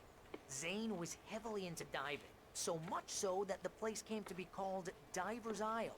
But the volcano under the lake erupted in 1970, and Zane went down with the island. So many tropes in just this last section. Oh, we're gonna... Yeah, how about that? It was there in the morning, as if it had fallen from the sky. But it would take a tornado to lift something like that. We're damn lucky it didn't crush any of the trailers. Come on, mister. I'll take you to Rose's trailer. Interesting audio mixing for that. I also have no idea... Oh, I should have been focusing the camera to see what he was talking about that fell from the sky.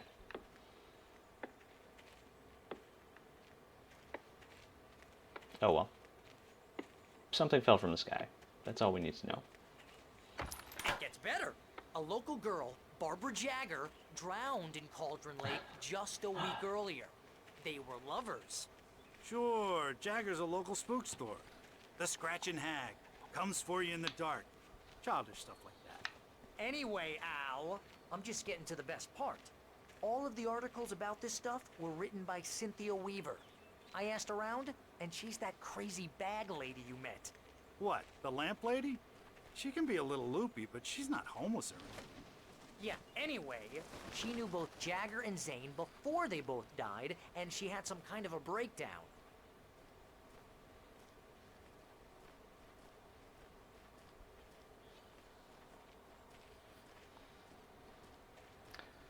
Yeah, so many tropes in the last, like, little bit of dialogue and cutscene stuff. Well, mister, this here's I don't know how to Rose's unpack it trailer. all. You mind me asking what you want with her? We're just here to talk to her, pal. Like with the Indian Burial Grounds, the researching in the library, what else? What else? This whole scene with Rose, like, it's an interesting idea. I'm sure it's been done in stuff before. Welcome to... Oh dear, Mr. Wake. I'm so glad you're here. Rose, you have my manuscript? Oh. Oh, yes. Yes. Please, come in. I feel like there's a more interesting version of this that's just a little more subtle. This is really good. Rose. Yes. My manuscript. I really need it. I understand. I know what you need. A muse to inspire you. Oh, for Barry. She doesn't have anything. Yeah, hey, Al? Al, what's... Oh... Barry! What? What?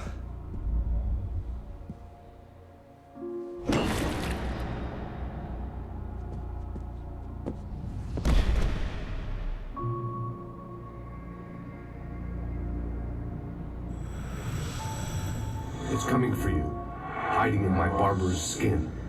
I'm too weak to stop it. You must turn the lights on. I promised I'd come visit you and your lovely wife. You must finish what you started. I insist. You must turn the lights on. Turn the light on. Back to work, boy.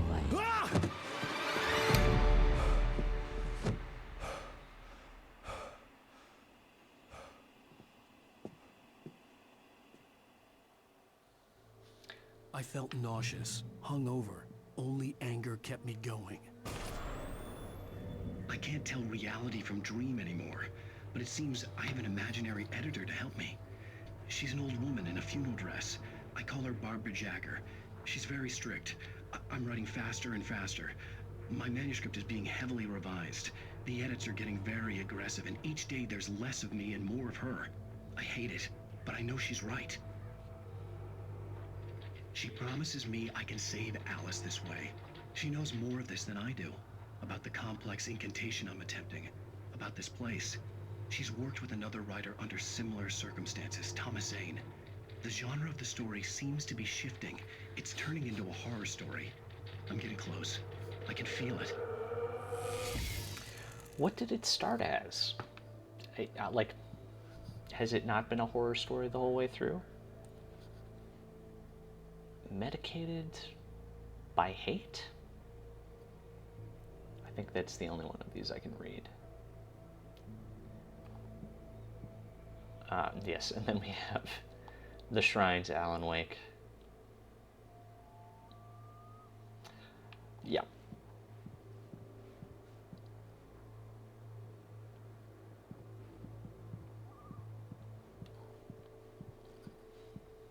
Rose took a day from me. I had less than 12 hours left to meet the kidnapper. All I could do was get Barry into the car, work something out once I got on the road. Welcome to the Oh Dear Diner. What can I get you today? Coffee?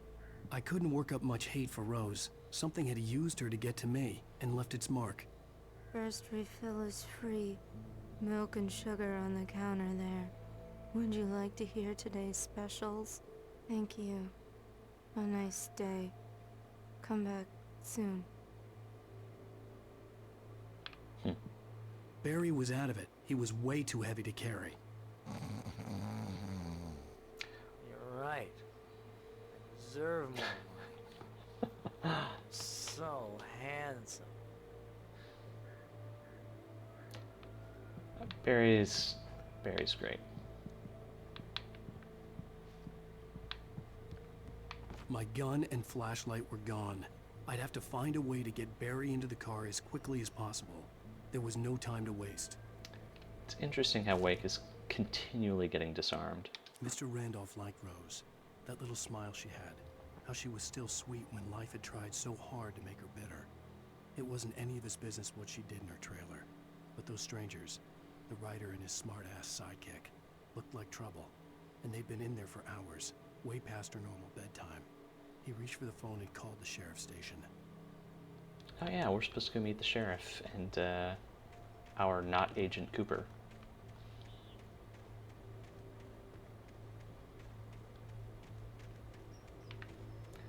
Oh, I really hope we don't run through the woods again. Alright, let's see what we got. I just stepped outside to catch a breath of fresh air, and let me tell you, the weather's getting heavy. Nights like this make me especially glad I'm here talking to you and not home in bed. Once the weather takes a turn like this, I can't sleep at all. It's all tangled bed sheets and dark thoughts, punctuated by the occasional plunge into nightmare. Is it just me? Well, perhaps it is. But I hope I can make the night a little bit easier to get through. Caller, you're on KBF FM. Hey, Pat, it's Walt Snyder. What's on your mind, Walt? Well, I am the way you are, but, well, I can't sleep either, you know?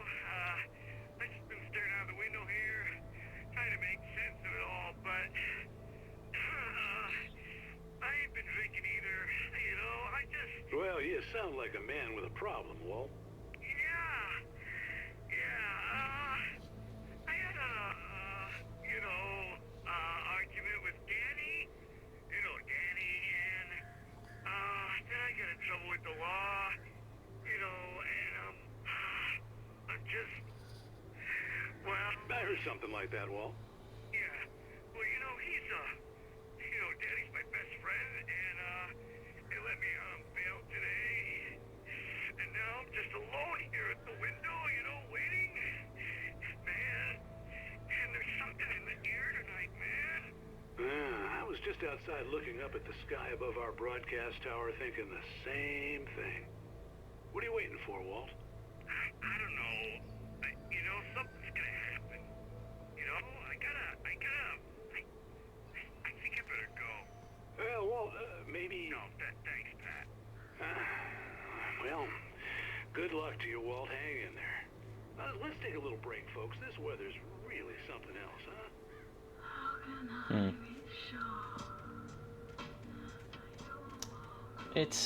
It's interesting. Like, I really like the writing of that.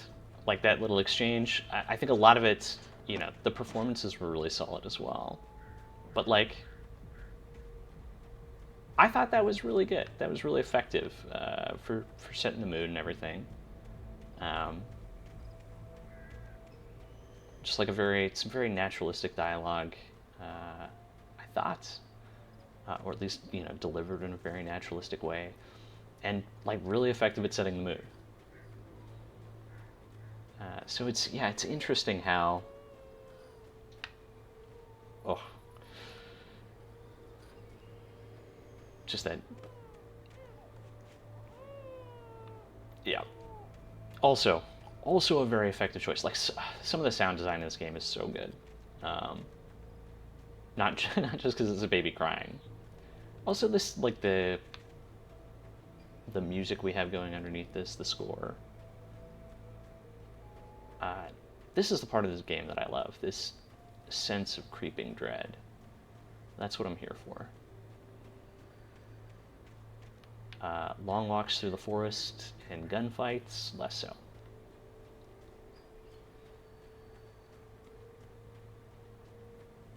Oh, you're gonna get it now. God knows what you've done to that poor girl. This is Agent Nightingale, FBI! Get him up, Hemingway! You're under arrest! You move a muscle, I'll unload right in your goddamn face! Stay right where you are, Slade!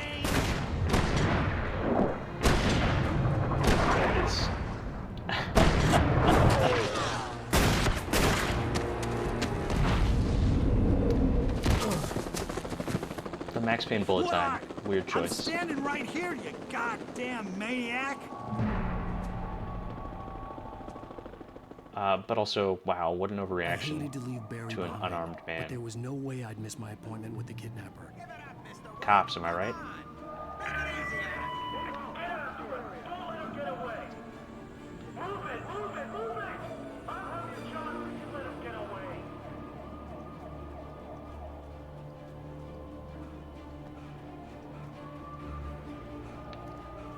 Okay, this is a good set piece. I kind of like this.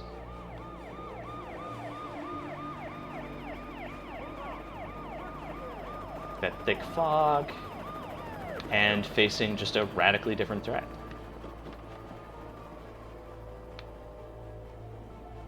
It's, you know, you have to run away from the light. It's good. Very, very good. Is he gonna fall on the other side? Oh, jeez. Oh, damn. I was not expecting that guy to just shoot me. Oh my god.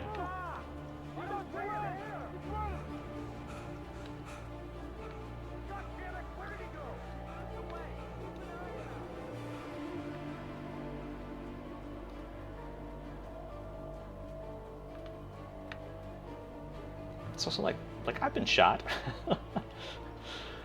Are there any games where, you know, there is an appropriate consequence to getting shot?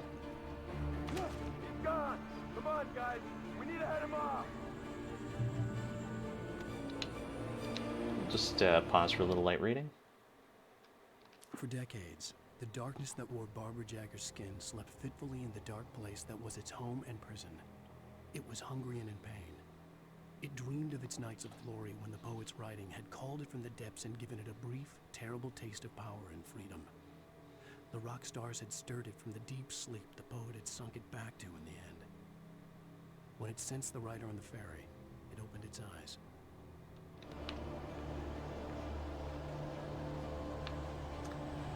Right. There's the The old gods of Asgard.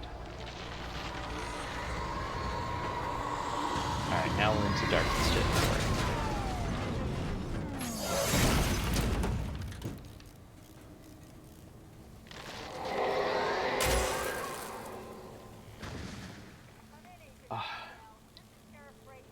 Everything about that was very good.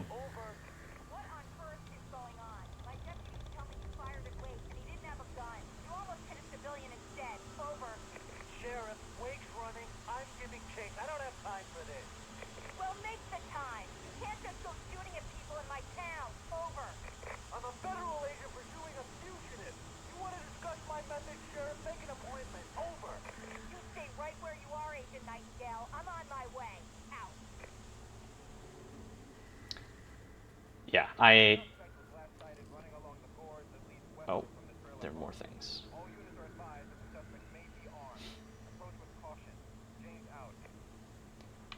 Everything about that reveal, coming around the corner, you see the light to draw your eye, then the sound work of the darkness moving through the trees and the tree falling over. Every part of that, very good. Now, you know, they'd kind of already gone maximalist by flipping a police car in front of us. But yeah, those moments, those little moments, I think, are what I find most interesting. I would love to see a game that focused more on those. Because games do have a tendency to, you know, go big or go home, for better and for worse.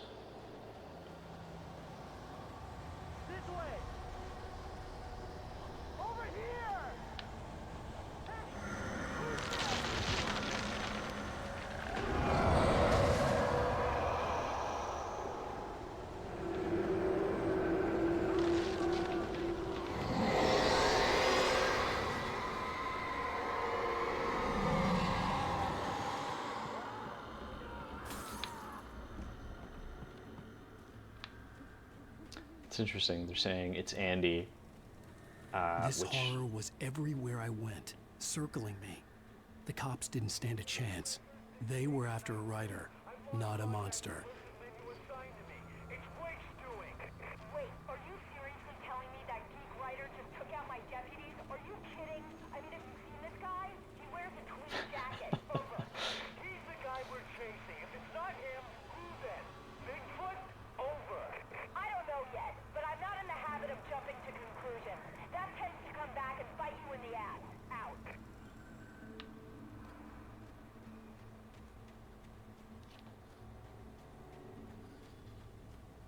I can't remember what I was saying. Oh well.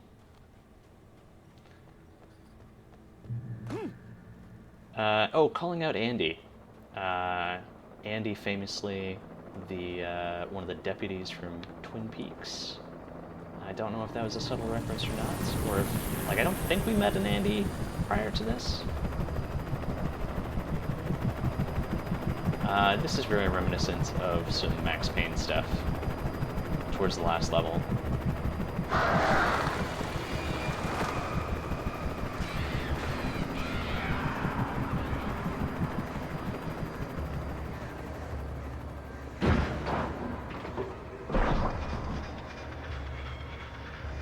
What happened there? It just kind of spontaneously stopped working?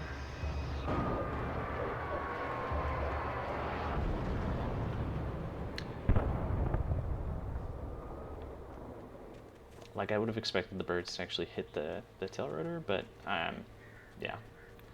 I shouldn't be too hard on it, given the era of the game and how difficult it is to get stuff to interact.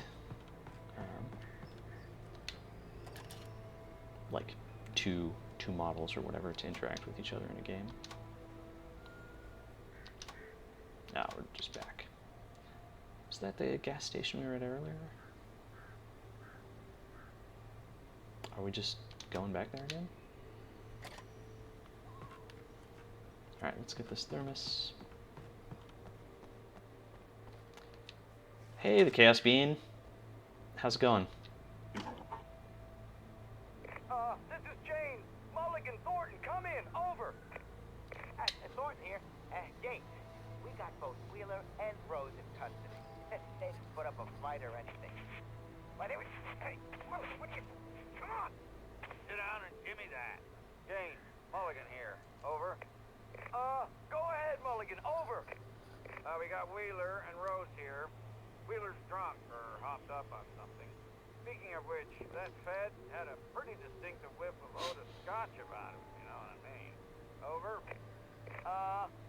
I don't have anything on that, Deputy Mulligan. Over. Well, whatever.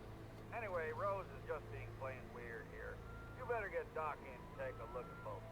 Over. Gotcha. You better get them here quickly. The, Fed's gonna want to interview Wheeler. Over. Oh, yeah, I'll bet he does. Looks like they have a lot in common. Mulligan out.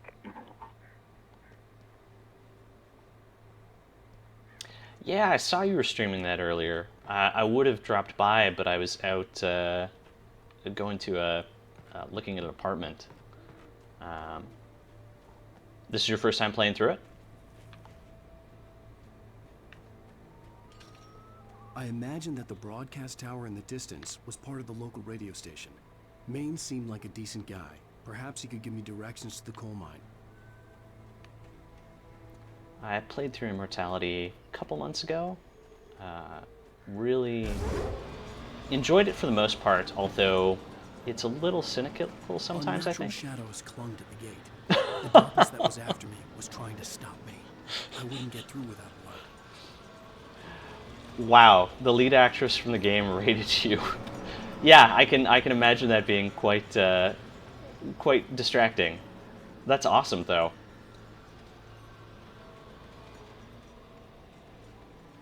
There was no power to the searchlight.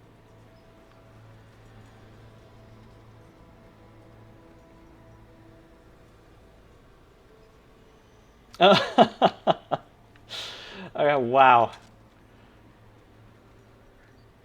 I mean, hey, that's getting that raid. I think that's a very good excuse to stream a bit longer than originally planned. That's awesome.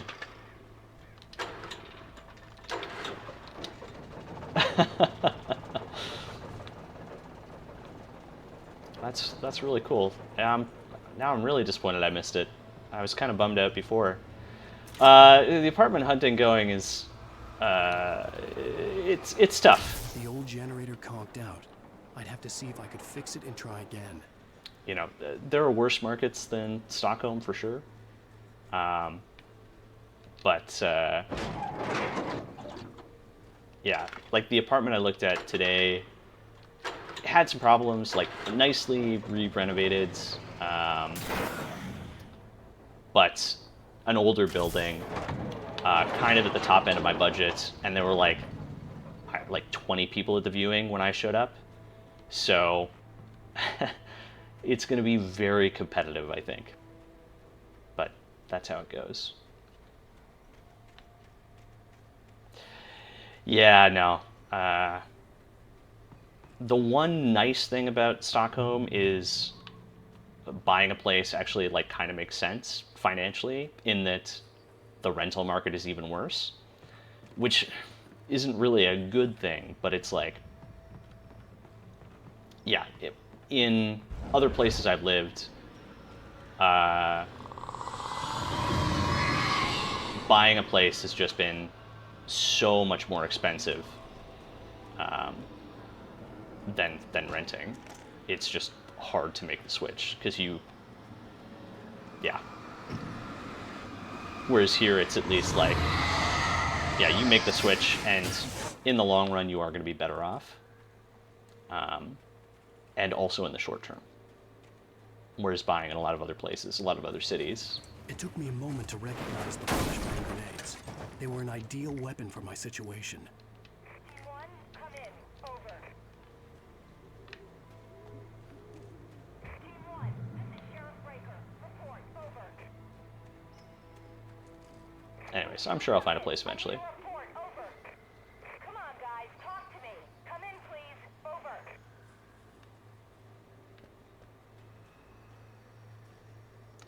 Moved in January and have been in a basement apartment since then. It's not great, but not bad either. Renting prices are just painful, so I'm considering buying something as well. Yeah. It's tough. And I mean, yeah, renting drives me nuts. Like, just as a concept. So yeah, if you, whoa. If you can make the jump to buying something, well, everyone keeps telling me it's, it's the thing to do. And I mean, having looked at the numbers here at least, it definitely makes sense.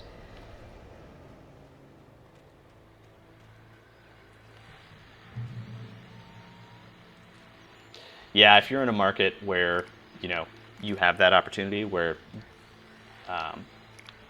buying and renting will end up being the same monthly cost for you, yeah, if you can make the jump, it's definitely worth it. And here's another call. You're on KBFFM with Pat Maine. Canada was just out of control, though. Everything was so expensive to buy. I live near the trailer park, Pat, and there's a big ruckus going on over there. Well, that's just up the road from me, too. What's going on, do you know? I don't know, but there's a bunch of police cars there, lots of sirens, a helicopter buzzing around, and I think I heard some gunshots. Gunshots? Yes, sir, like from a pistol. So can you find out what's going on? Because it's just next door and they're popping off guns there. They're still shooting? No, it was maybe 10-15 minutes ago. It sounds serious, Pat. I'm telling you, it don't sound like no party. Well, I'm certainly going to give the station a call, Milt. Okay. You'll hear it here as soon as I hear from them. Okay, thanks. But yeah, one thing I am really looking forward to about buying a place is just not needing to worry about moving again for a while. The international move was a lot, needless to say, obviously.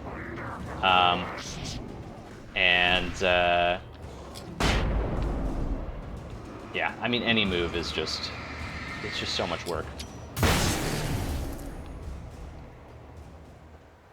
And I would like to not do it again, at least for a little bit.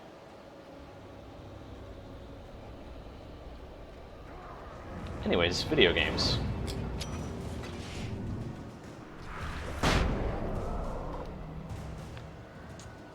Have you played through the other, two games that I think Sam Barlow is the guy behind Immortality has made? Her Story and Telling Lies.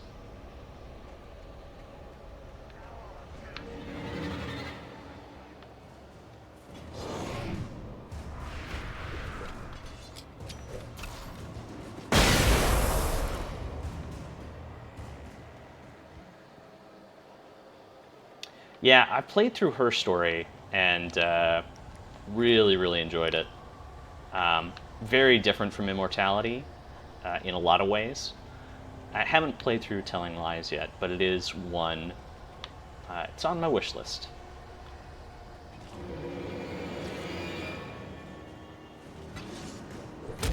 Did you actually manage to get all the way through Immortality, or like through at least the main story today, or do you still have a lot more to go?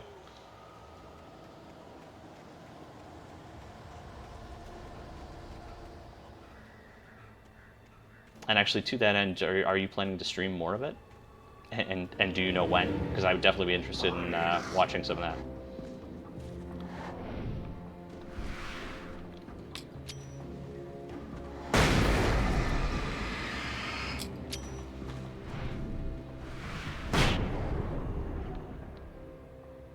Oh, nice. Yeah, the first time you discover one of those quote-unquote real story moments is so powerful. To get to the coal mine.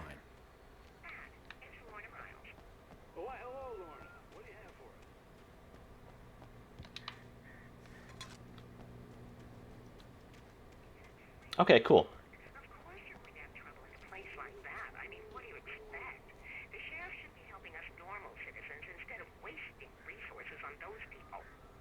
I'll definitely try to tune in before I do my own streams.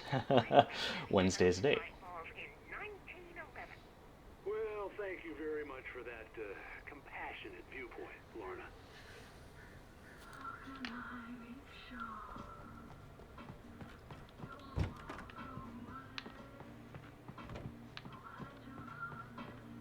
Oh, here's a little surprise. The famous writer Alan Wake just walked in. Folks, I'm going to see if I can talk him into an interview. Come on in, Mr. Wake.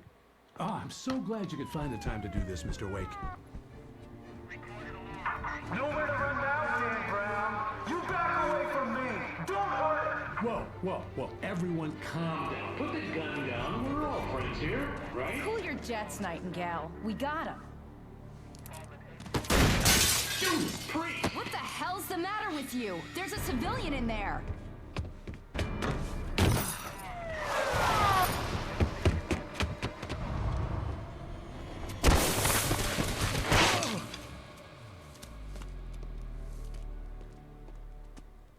It's weird that he just like.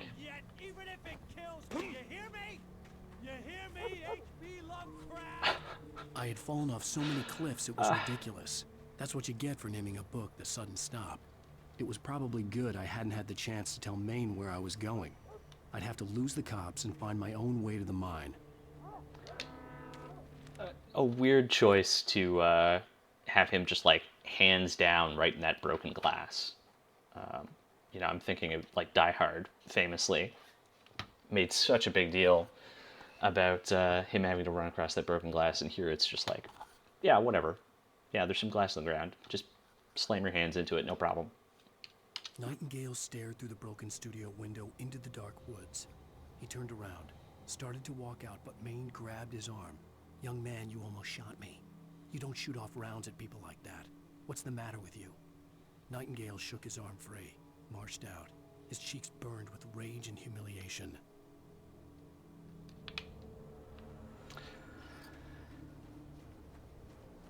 I'm very curious to see how this, because I think there's like, I'm trying to avoid seeing too much about what's going to happen in Alan Wake 2, but I have picked up there's like another FBI agent who I think you play as through part of it, and it's going to be interesting to see the difference in portrayal compared to this game. I mean, there is also like kind of related. Whatchamacallit, the Control. You know, also dealing with government agents, and you play as someone who's not a government agent from the start, but ends up that way.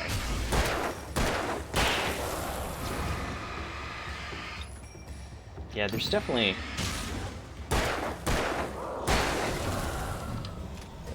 There's like a game studies paper or something on the portrayal of authority figures and law enforcement in Remedy games.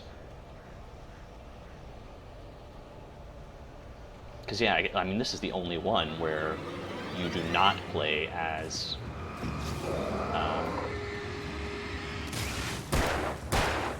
law enforcement or, you know, government agent of some type.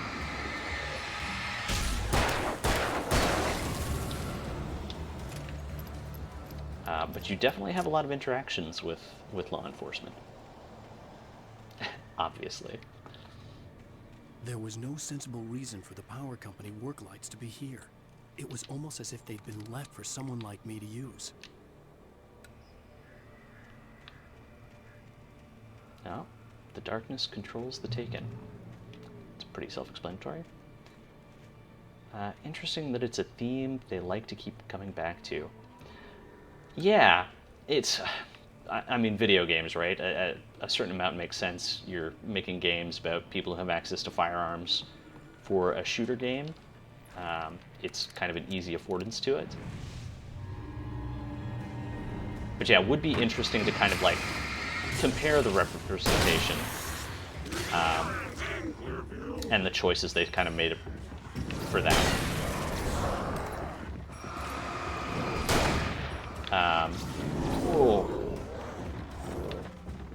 Because, like, you know, Alan Wake, obviously, a undercover police officer. Ow. But the whole thing is he's been, like, set up, double-crossed by the other police officers. You know, the police force is basically dirty, compromised, en masse. And then the Agent Nightingale is obviously maybe not the best police officer, or FBI agent, rather. But then we also have the contrast with, I can't remember what's, it's not Alice, Sarah, maybe? The deputy is a much more, you know, the good cop as a counterpoint. And I mean, Max Payne's kind of the same thing, right? Like, he is the good cop, and it's the other cops who are dirty, who are a problem.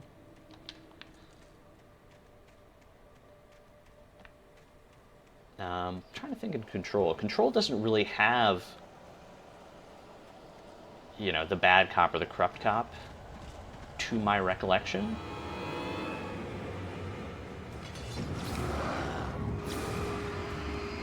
But yeah. It's definitely, you know, it would be interesting to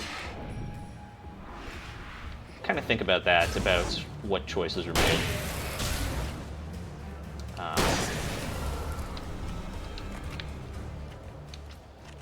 And like I said, Remedy's made enough games with that as subject matter. There would be a lot to mine there. Oh, interesting. That wasn't a checkpoint. Oh, am I going backwards?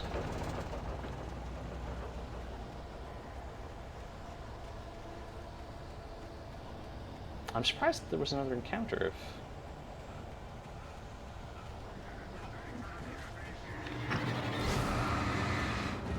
I didn't think this game had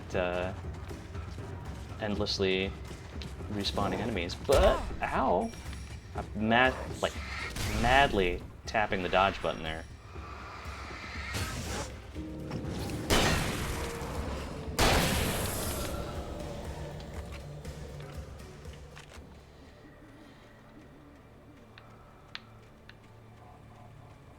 Maybe...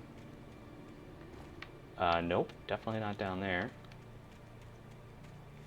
We can skirt around here or something? No?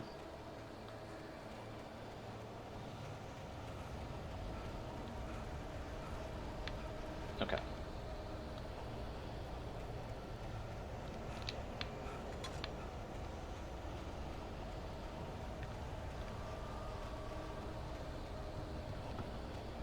I got into a bit of an interesting conversation earlier today with someone about how young video games are as a medium. Like, taking Zork as kind of like an arbitrary start point for video games. If you look at it like that, you know, video games are still in the silent film era. The most stubborn man I've ever met. Alice? Alice? Alan, I'm so afraid. It keeps me in the dark. Please help me. I look at you, Alan, and it's not you. Something else. Looking out from behind your eyes. Alice, I'm here. I'm so alone here. It's all gonna go to hell. You need to be careful. Cooperate. The connection had been terrible, but that wasn't the only thing that hadn't been right with the call. She sounded wrong somehow, but she had called me.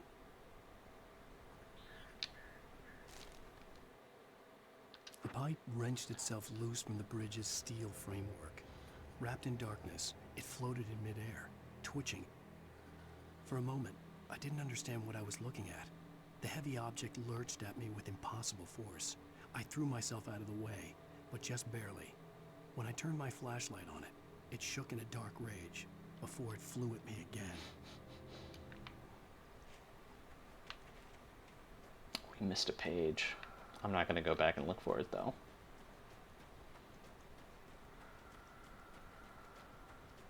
But I'm a little sad.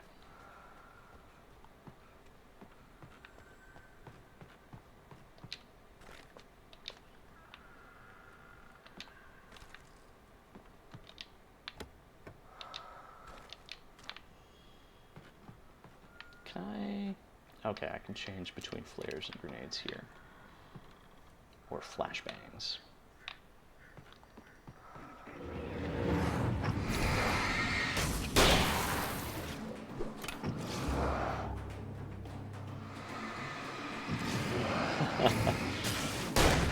No need to apologize, it's good. I will read it as soon as we get through this fight.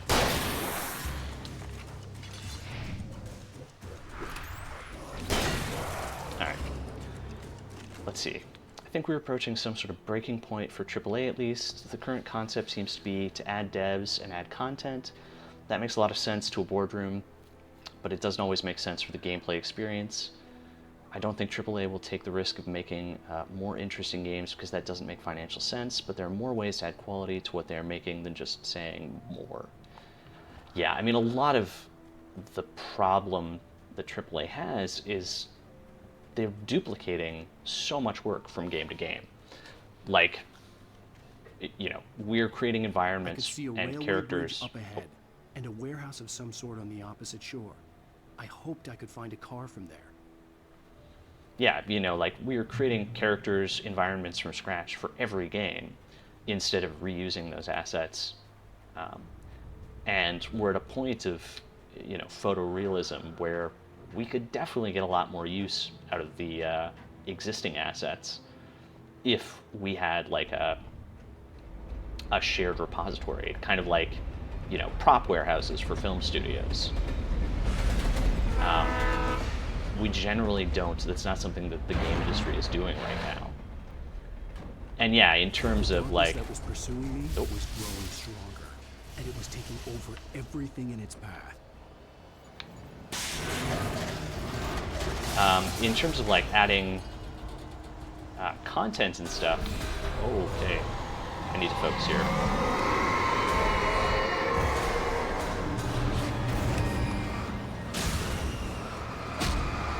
Oh.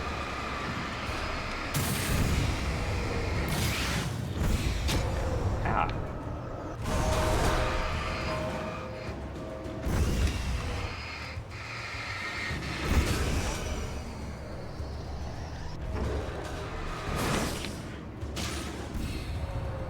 I don't know what happened there.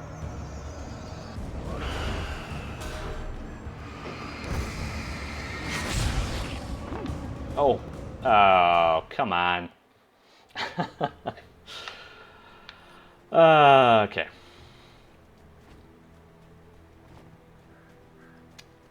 My perspective is, of course, limited, or is, of course, that of someone completely removed from the industry. Yeah, I mean, playing games gives you a certain perspective for sure. And, you know, as with all these things, I've been working in the game industry for, what, like 5 years now? And I still have so much more to learn. So, which is always the case.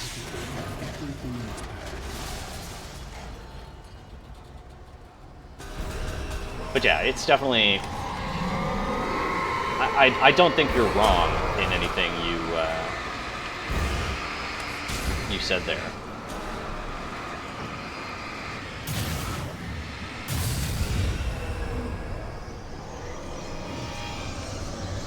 Huh?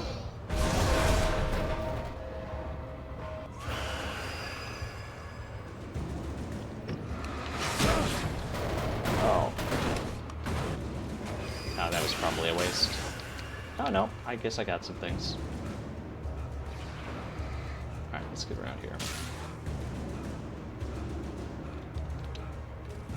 Okay, I'm just gonna pause for a second to get some thoughts out, and then we'll listen to this page. But yeah, like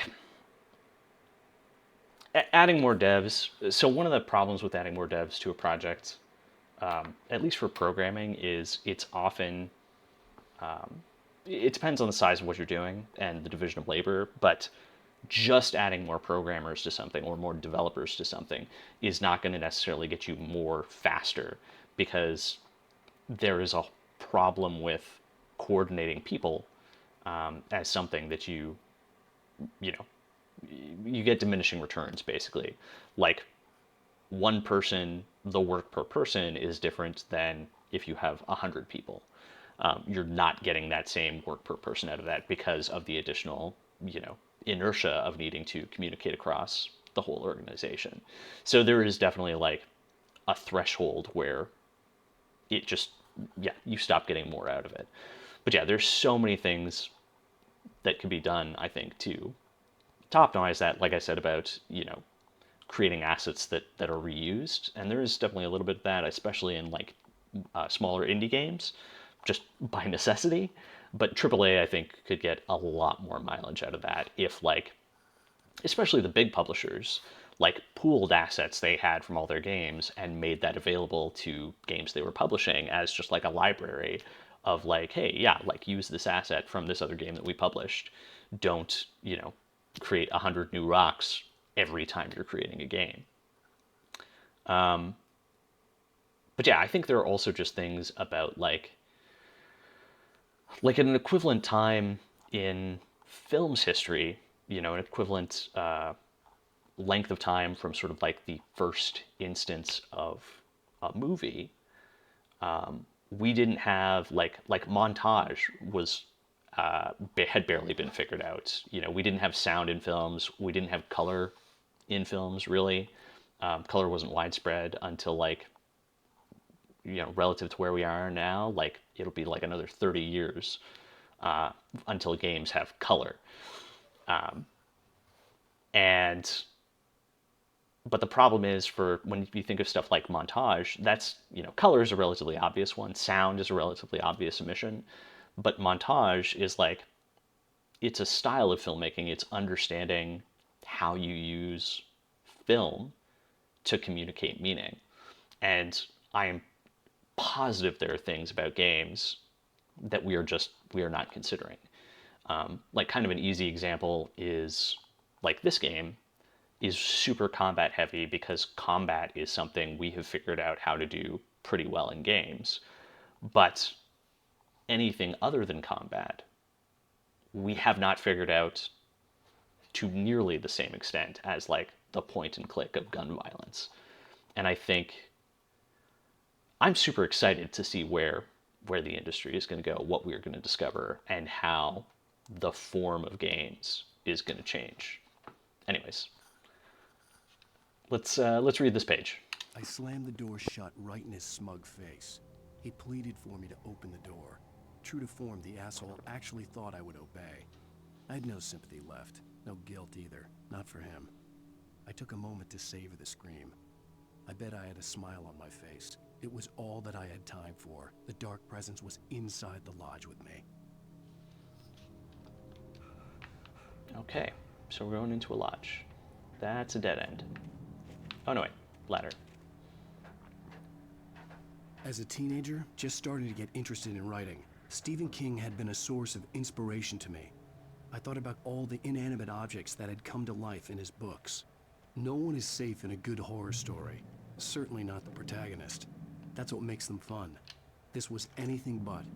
The darkness could possess anything, and it was getting closer.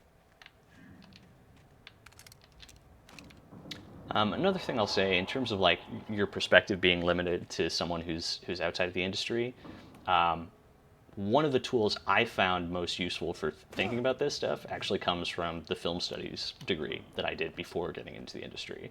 And just like that toolbox for thinking critically about media, specifically film, of course, but there are a lot of tools in that toolbox to try to understand things.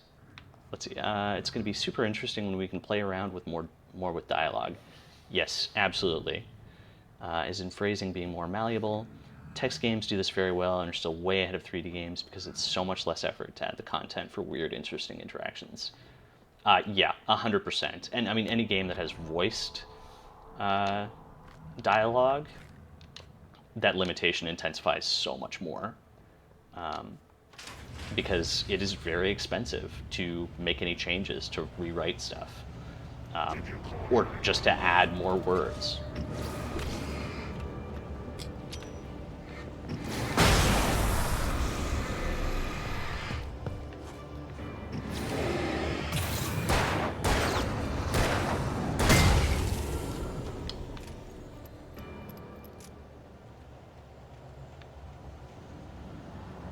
Yeah, and I mean, then you can kind of take something like Immortality as an extreme version of that, where, you know, it's a game, there's the interactive elements, but they have to film all that. Very hard to go back and if you want to change anything at that point. Although the benefit being, that is the whole game, so they could just focus on it. Sneaky, sneaky.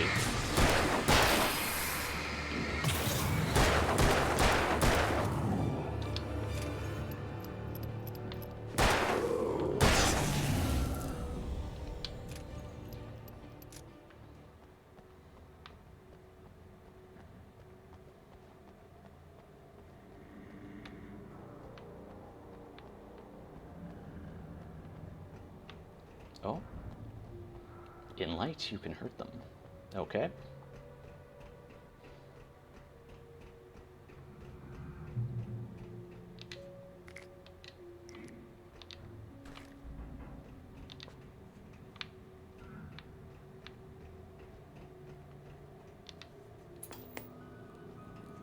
We take facts of our existence for granted, unaware that they are merely a thin veneer of desperate self-delusion, covering a vast cosmos of madness and horror.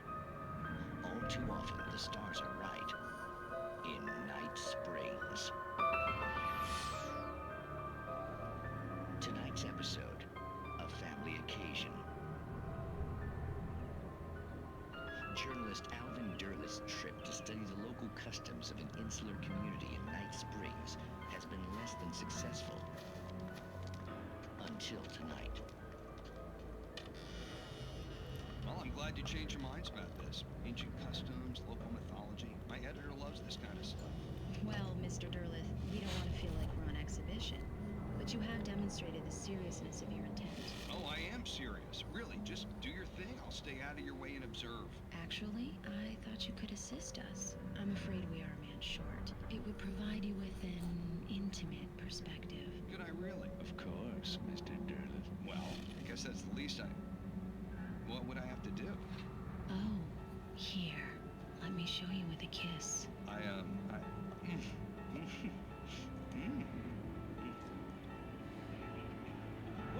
did you...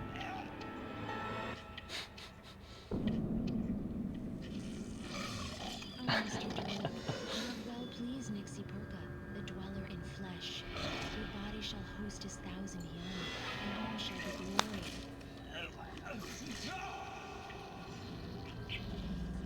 Shh, darling, be calm. Shh. Alvin Derleth learned a harsh lesson. If you go looking for mythology, it may come looking for you. And such quests always bear fruit. In Night Springs. Alvin Derleth is a reference to August Derleth, who was a writer who contributed to the Cthulhu mythos. All right, Chaos Bean, have a good night. Thank you for tuning in, and yeah, congrats on the awesome Immortality stream. That it sounds like that was a very good time. See you later. I'm actually going to take a very quick break myself here, just to grab some more water, and then I'll probably play for maybe another 30 minutes or so, since I'm having a good time here. All right, be back in a minute.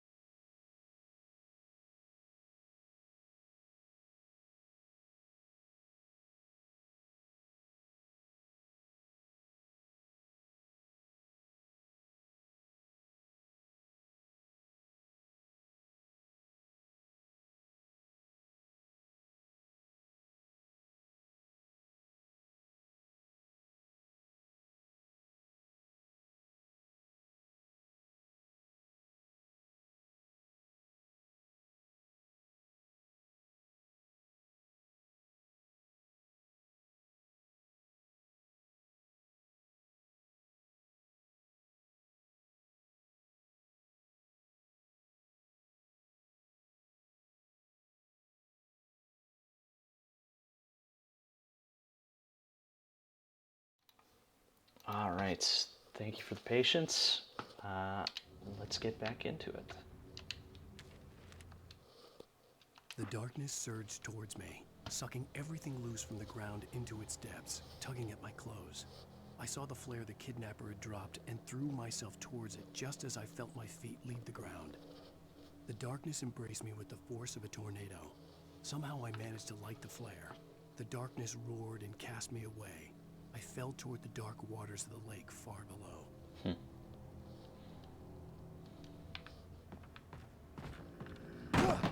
Oh. Should have been looking where I was going.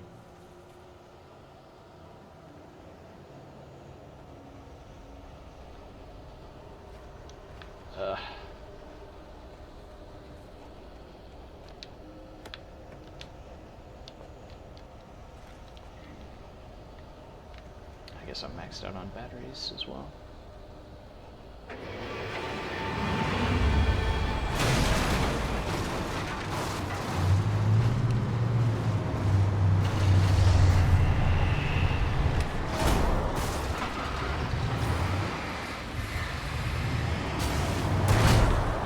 Okay.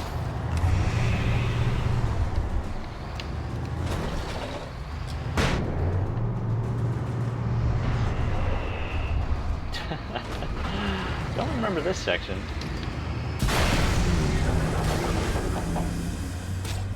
Oh, come on.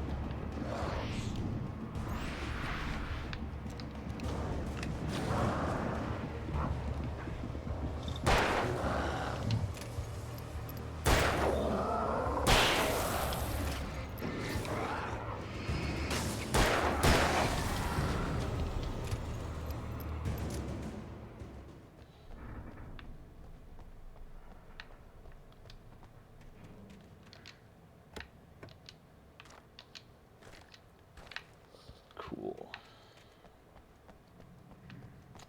Anything else to find out here? Let's see.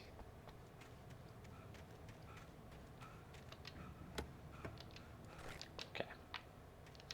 Nothing terribly exciting, just more flares. Which is, yeah, I mean, this area is they're trying to construct as a combat arena, but yeah, it's was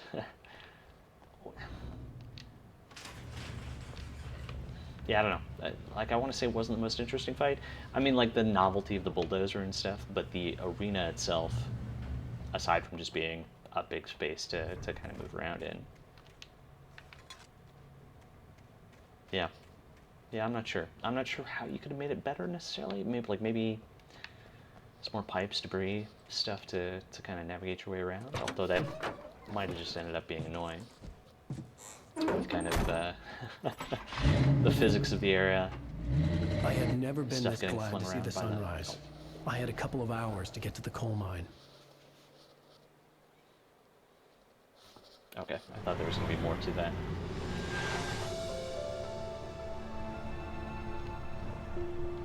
The coal mine wasn't far now.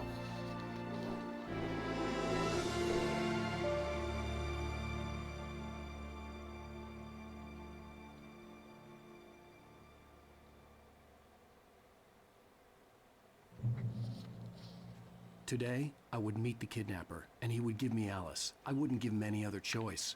A drowning man will clutch at a straw.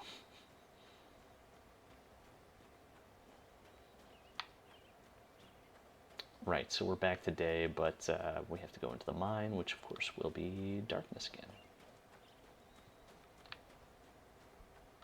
Was the truck was dead, right? Or was I supposed to drive that down?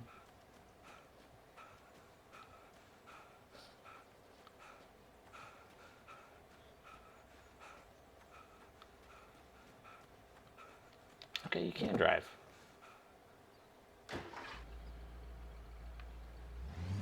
Little by little, without realizing it, I'd come to believe that the story in the manuscript was coming true. The current of its narrative had taken me deeper and deeper into dark waters. Alice had been taken from me. Barry was probably in jail. I was a fugitive from the FBI. The whole world taken over by the Dark Presence was trying to destroy me. It all felt real. but it matched a textbook case of insanity. Can we drive this too? We sure can. Everybody just leaving the car, the keys in the ignition. Okay, and oh, Lord. The camera swing on this thing is just so barfy.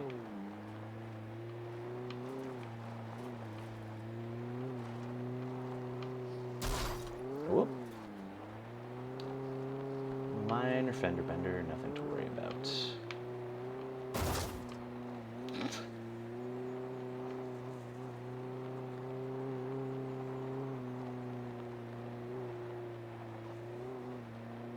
Is that just like... Okay, yeah, we had to drive around the thing. That's fine.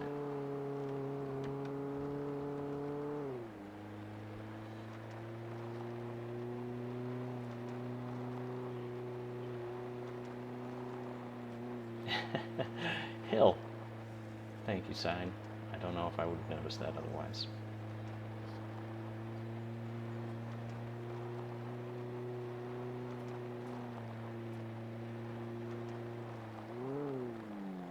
So I guess we're just gonna, yeah, get out, we'll explore up this tower, and then we'll switch vehicles a second time.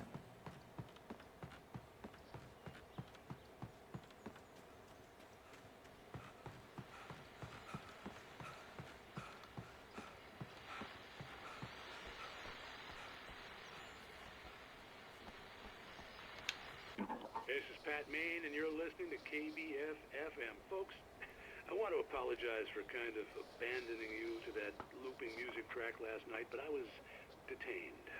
You see, I encountered a big-shot G-man with an itchy trigger finger who could use a lesson in manners and a boot in the ass. Not necessarily in that order either. Now, folks, I know I'm not being very informative here, and I apologize for that. I really should just keep quiet, but I'm just so peeved right now, because some people just shouldn't be carrying badges. I'm just glad that our Sheriff Breaker was there to straighten things out. And if someone I met last night is listening, let me just say, I'm sorry if my mouth got you in trouble. I'm pretty sure you're not the bad guy here. Godspeed, son. I hope you know what you're doing. Now, on a lighter note, I'll be talking to Dr. Nelson all morning. But first, a little music. As goofy as the name Pat Main is, I do really enjoy the writing for the radio segments.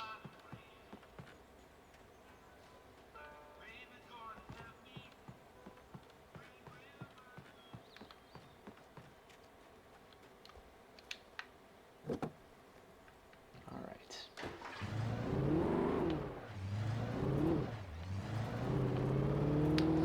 It is wild that they made several different car models. They all handle differently. I guess this was, like, originally this game had like an open world section, I think, where you could just go around the town and explore and stuff. I would be super curious to play those prototypes. But I guess the reason we have all these different cars is because they had done all the work to make all the different cars, and wanted to still include them in the game, which makes a certain amount of sense. Is there seriously nothing up here? Okay, manuscript page, good. For Mott, spying on the writer on the ferry had been a disappointment. His boss had made Wake out to be something special, but Mott hadn't been impressed. He'd gotten a good long look at the wife, though, and he liked what he saw. Mott had fantasized about goading Wake into a fight, but it hadn't happened.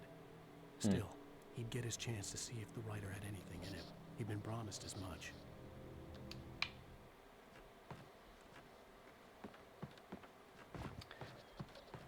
The inclusion of like regular daylight sections in this game is a really good pacing mechanic. Or not mechanic, but choice, I guess. And it's a really important thing in horror. Like, this is one of those things where it's like, okay, yeah, like, these Remedy paid a lot of attention to the source material that they're working off of. You need that rising and falling action, moments of quiet to intensify the horror. I keep trying to look with the oh my god. Okay, this does not handle as well as the Jeep. Not that it handled great. What does it say? Bright Falls Coal Mine, Washington Mining Corps. Visitor parking. I don't think there are any visitors, so we'll just... I was early. I was supposed to meet the kidnapper at noon in the main building. The coal mine was quiet. It was a museum now. The Bright Falls Coal Mine Museum. While there were some earlier residents in the area, the true genesis of the town of Bright Falls came with the founding of the Bright Falls Mining Company and the opening of the Bright Falls Coal Mine in 1878. Although the work was hard and dangerous, many immigrants, Germans, Poles, Italians, Finns, and Swedes, among others, worked the mines. Fun side note, 1878, also the date of one of the earliest, arguably the earliest film of a jockey riding a horse. While lucrative at first, the mining steadily declined in the 20th century. The seams were rich but hard to get at, and the volcanic activity in the area made the mine shafts particularly dangerous. Yeah, volcano would do that. Like, I love this. I love that they created a little museum for us to tell us the story. I am here for this. With Nightingale gone and the night wind blowing in through the broken studio window, Maine stared at Sarah. The sheriff looked away. Maine's voice shook with barely controlled anger. That boy's doing more drinking than thinking. I hope you know what you're doing, Sarah. He's got a sickness in his eyes. You take my word for it. He wants Wake for a reason, and it's not for anything good. Okay.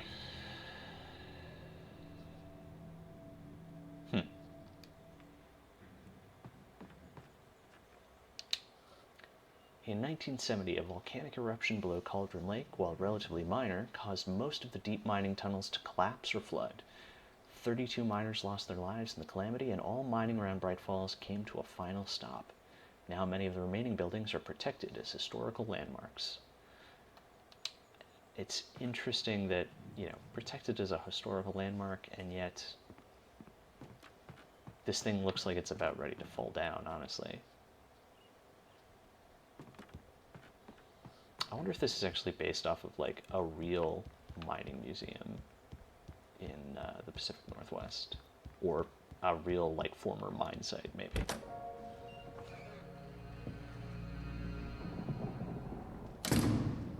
I didn't want to go outside. Cops had to be looking for me. The noon sun turned the place into a sauna. The day dragged on. Different scenarios ran through my mind. Ways of how I'd torture the kidnapper to get Alice back. Or the different horrible things he could have done to her. I imagined her dead. I had no way of knowing she was still alive. It was killing me. I was running on blind hope. It was all a waste of time. The bastard never showed up.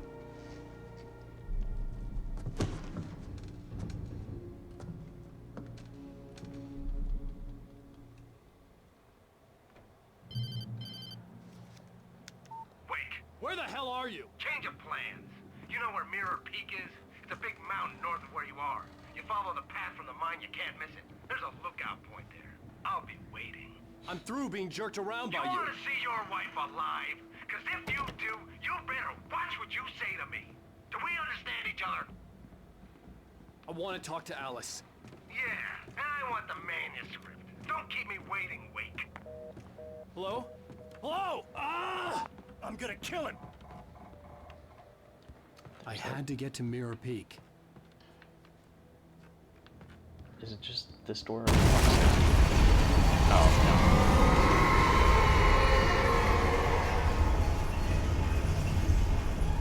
was close. Maybe closer than ever before. What? Where am I?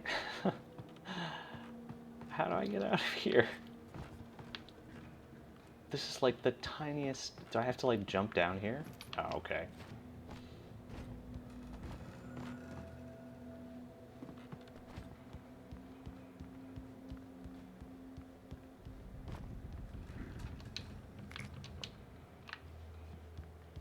Oh, I can't believe I almost missed that.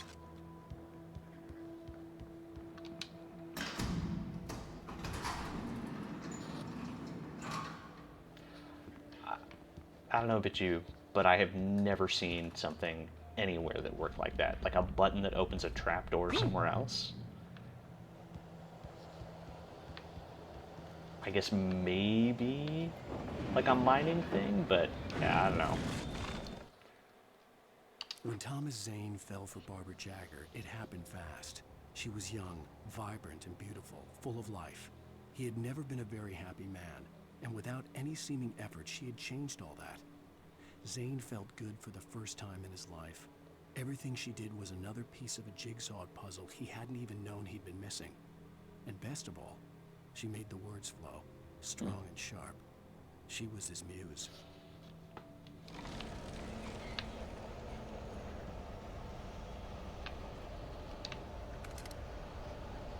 Oh, we don't need any ammo. It's interesting that this is, I think, the first time we've had a break like this that hasn't seen us disarm.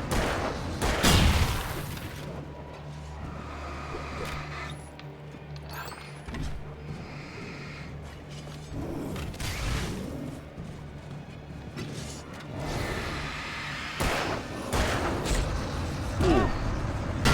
Wow. Oh.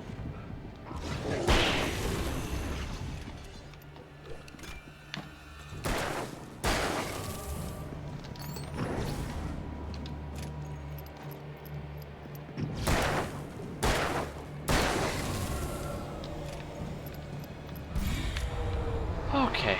Oh, please don't.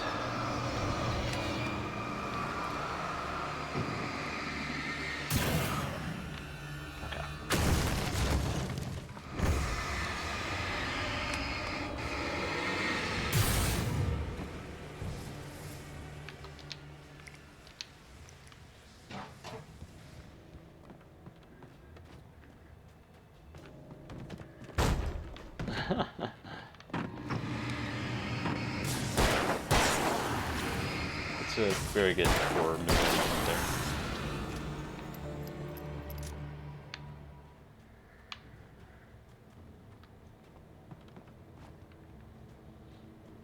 See, I can't help but feel like so much of this would be more effective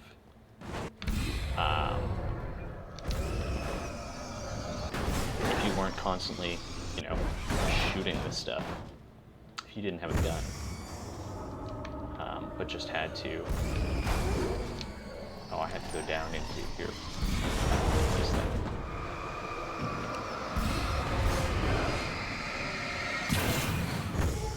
that? Like, when you fight it, it undercuts the horror. Ow.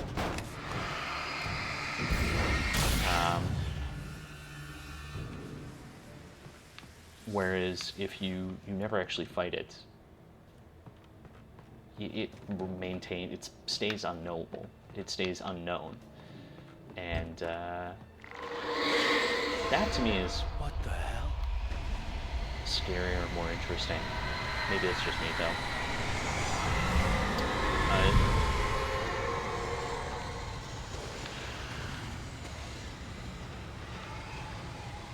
Is there?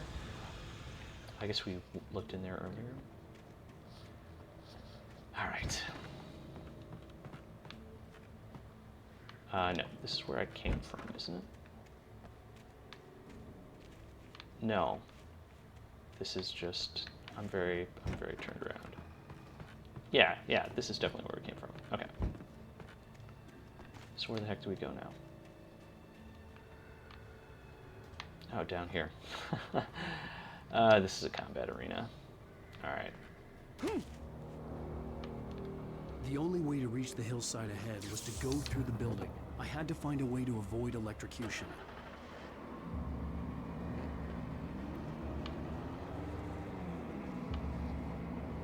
Okay. Turn off the power. That's not what we do.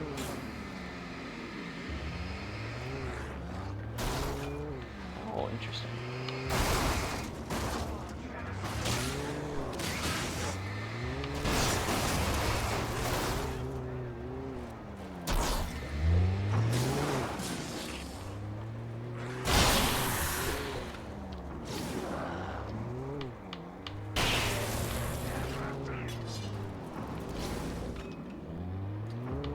It feels like this particular combat is part of the reason